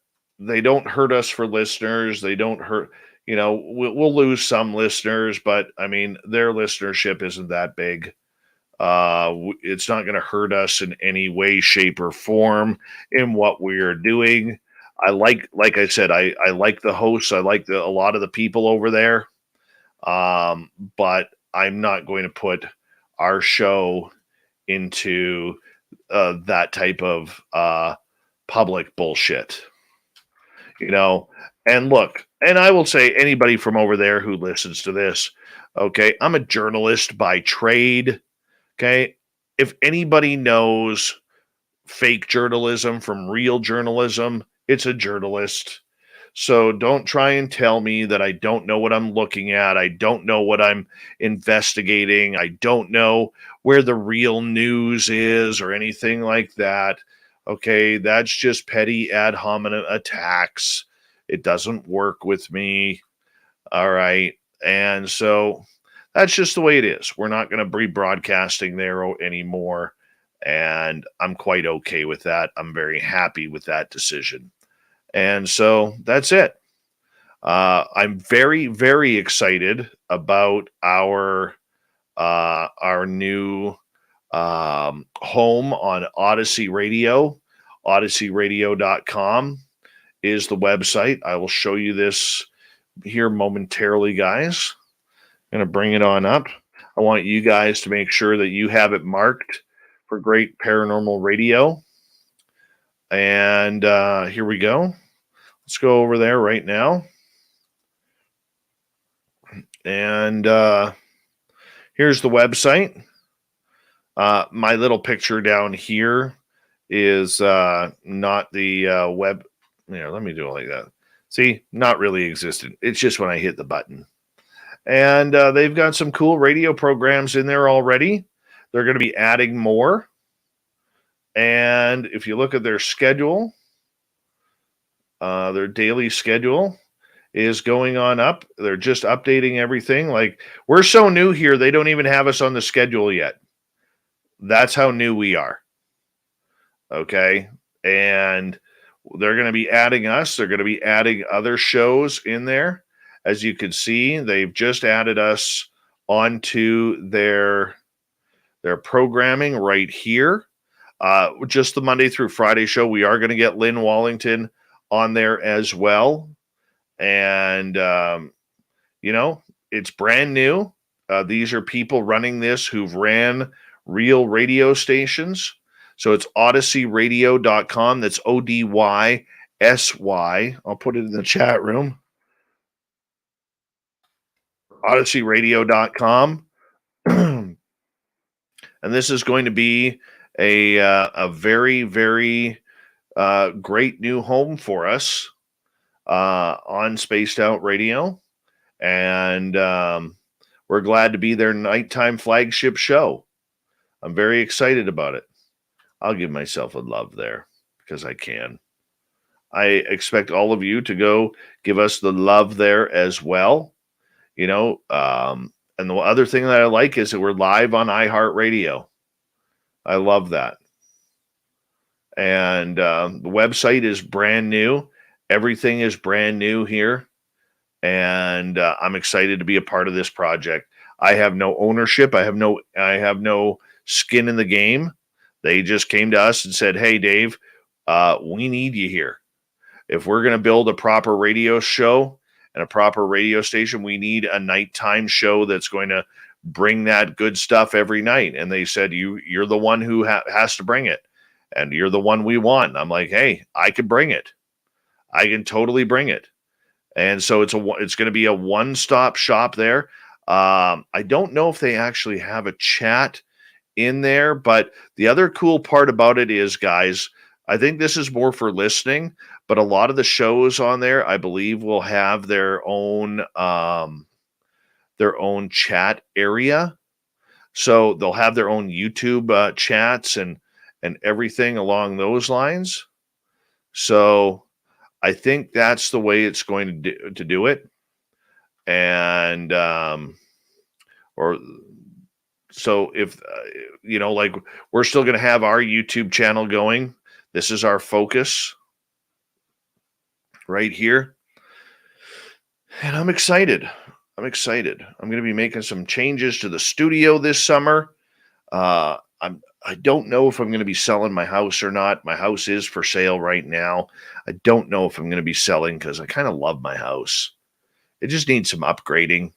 And I kind of love my house, but if I do decide to stay, I am going to make some changes to the studio here. I'm going to get a green screen that kind of goes behind me, so that way we can put some cool graphics back there and make it really, really cool.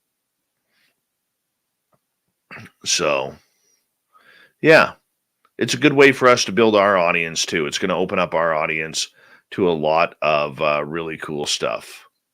So, yeah, I'm very excited about it. Very excited about it. And has everybody said hello tonight to Jim Goodall? Has everybody said hello to him tonight? It's one of the best dudes in the field. Love Jim Goodall. Noble Patrick, how are you?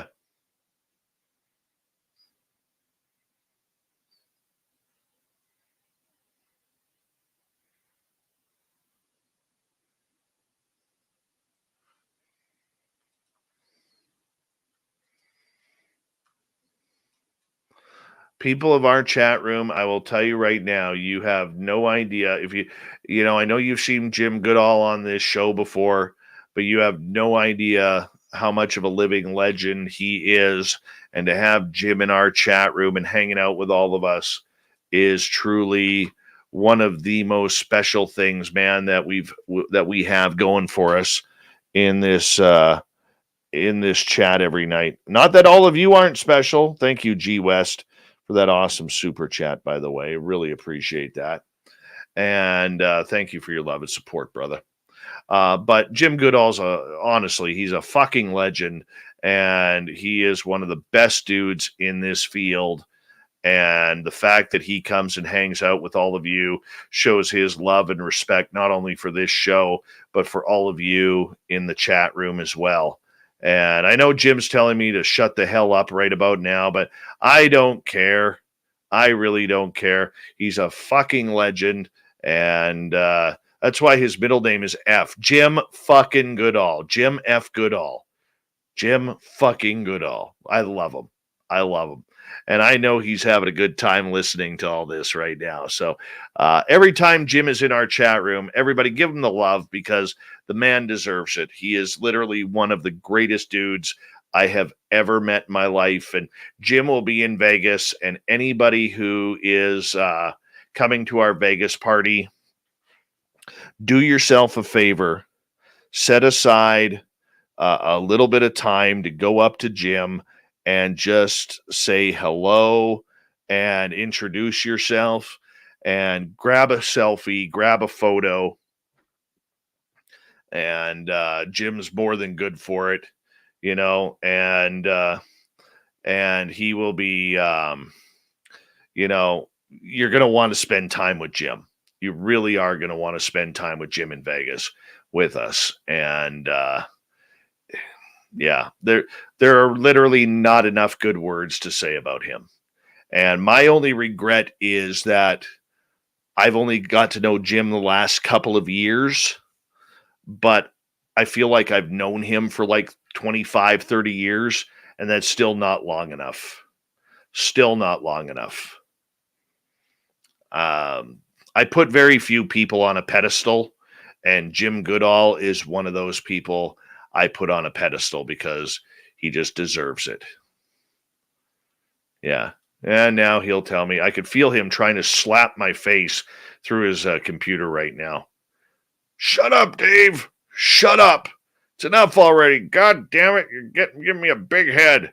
Don't care. Don't care.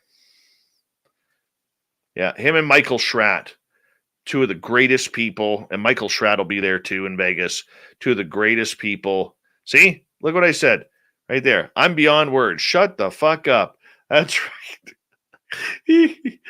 Jim and Michael Schratt will both be in Vegas. And God, I'm looking forward to it. I am so looking forward to it. Yeah. Jim's going to take us all out to Area 51. We're all going to pile into his Corvette. There'll be like 30 of us, but we'll all fit into that second seat. And we're all going to drive to Area 51 in Jim's Corvette.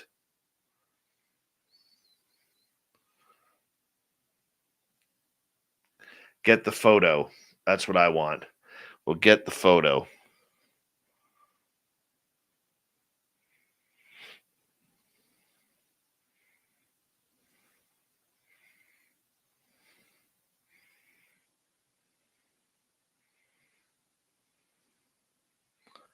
Maybe we could convince some camo dudes to give us some selfies with us, too. I doubt it.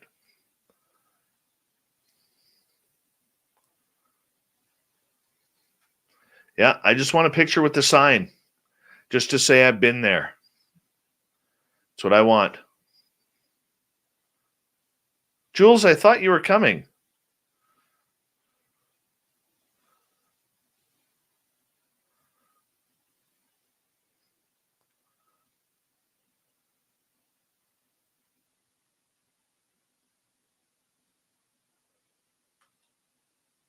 Yeah, right. Right. Jim's gonna when we pull up to Area 51, Jim's gonna be dressed up in camouflage, and he's gonna have a ghillie suit on, and all of a sudden Jim's gonna disappear, and we're not gonna see him until the end of the Vegas trip, and then he's gonna be like, "Yeah, I went up to the runway, I snuck my way in again."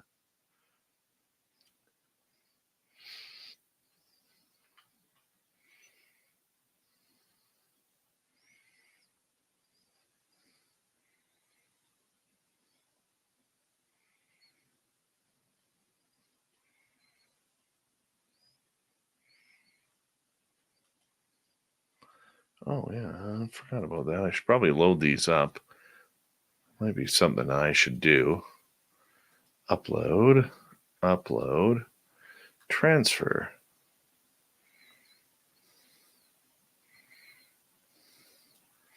Then upload, transfer.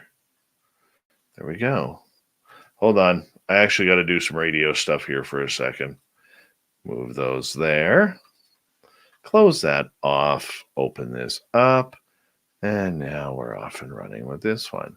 So we can upload and transfer. Isn't that nice? Isn't that nice? Right there. Here we go. Right there.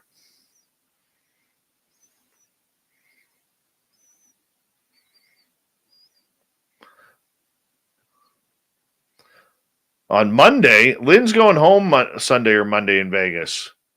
I thought we were going out Sunday, Jim. Mama Susan, you should just come.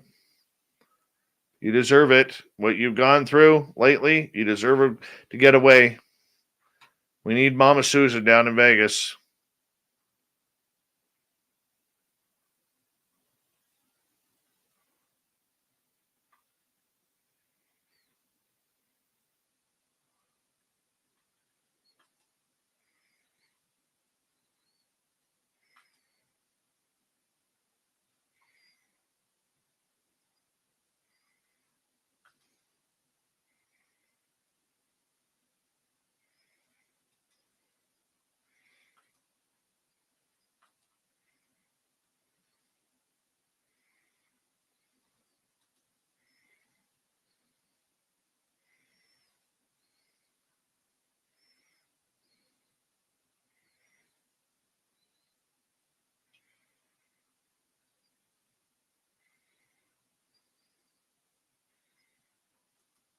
2 seconds here.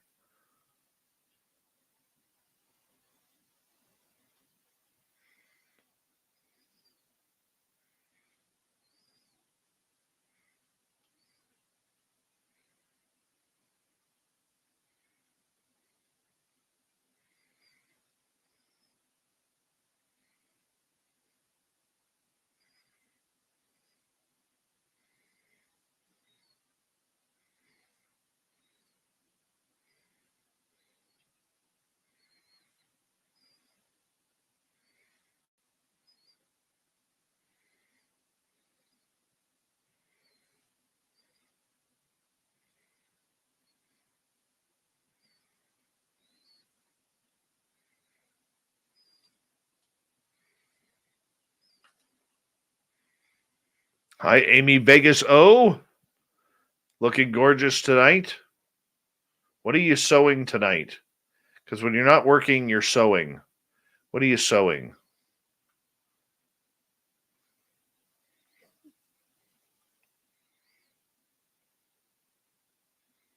Oh, yeah, Jim. That's right. That's right. Jim will be appearing with Lynn on Rebellious Ufology, doing a show with Lynn. He's trying to steal Lynn away from me. You know what Jim said to Lynn? He goes, I'm going to steal you away from Dave. She goes, why? And Jim said, because I'm better looking. And I got a Corvette. Dave didn't have any response to that. Jim will be in Vegas. Yes. He'll be in Vegas for the entire event.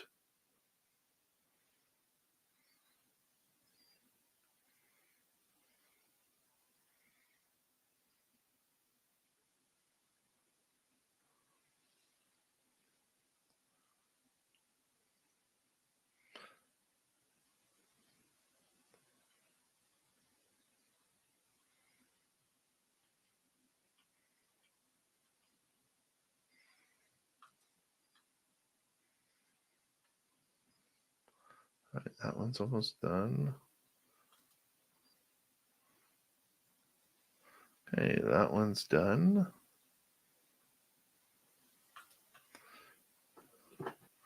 Oh, yeah. You should bring Bob Lazar to our shindig, Jim.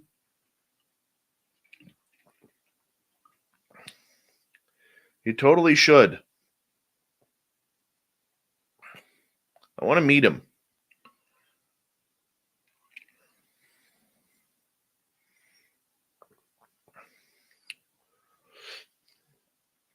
Jim, what year is your Corvette?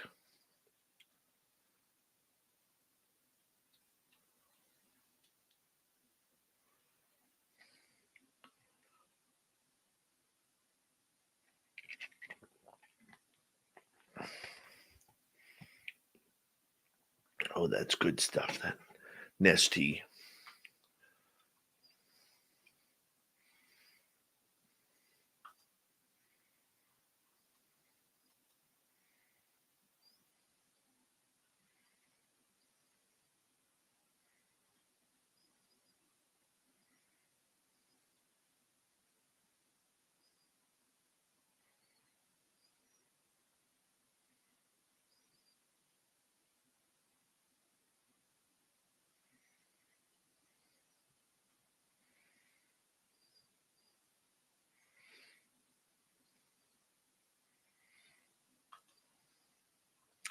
That one's done. That one's speeding up. It's a 2010 Grand Sport.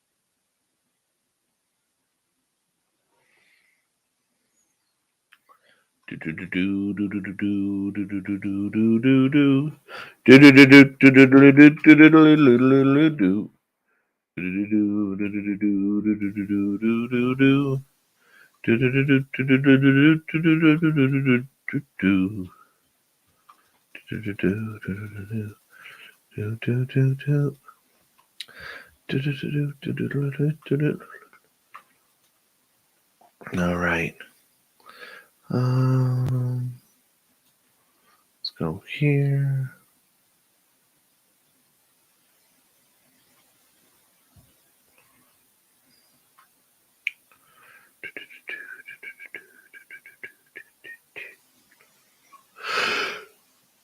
Sports.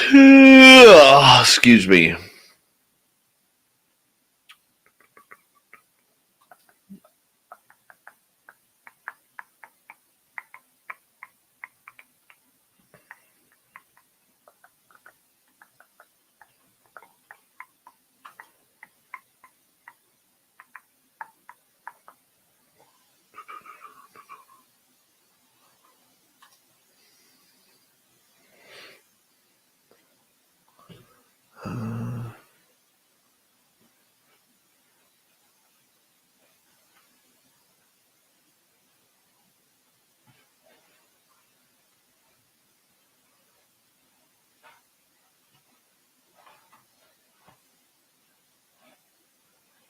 Let's see here.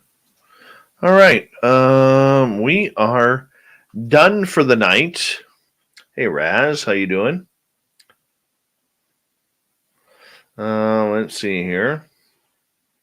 G West Dave, can you elaborate any more on what you said earlier about phenomena and why you said this will be?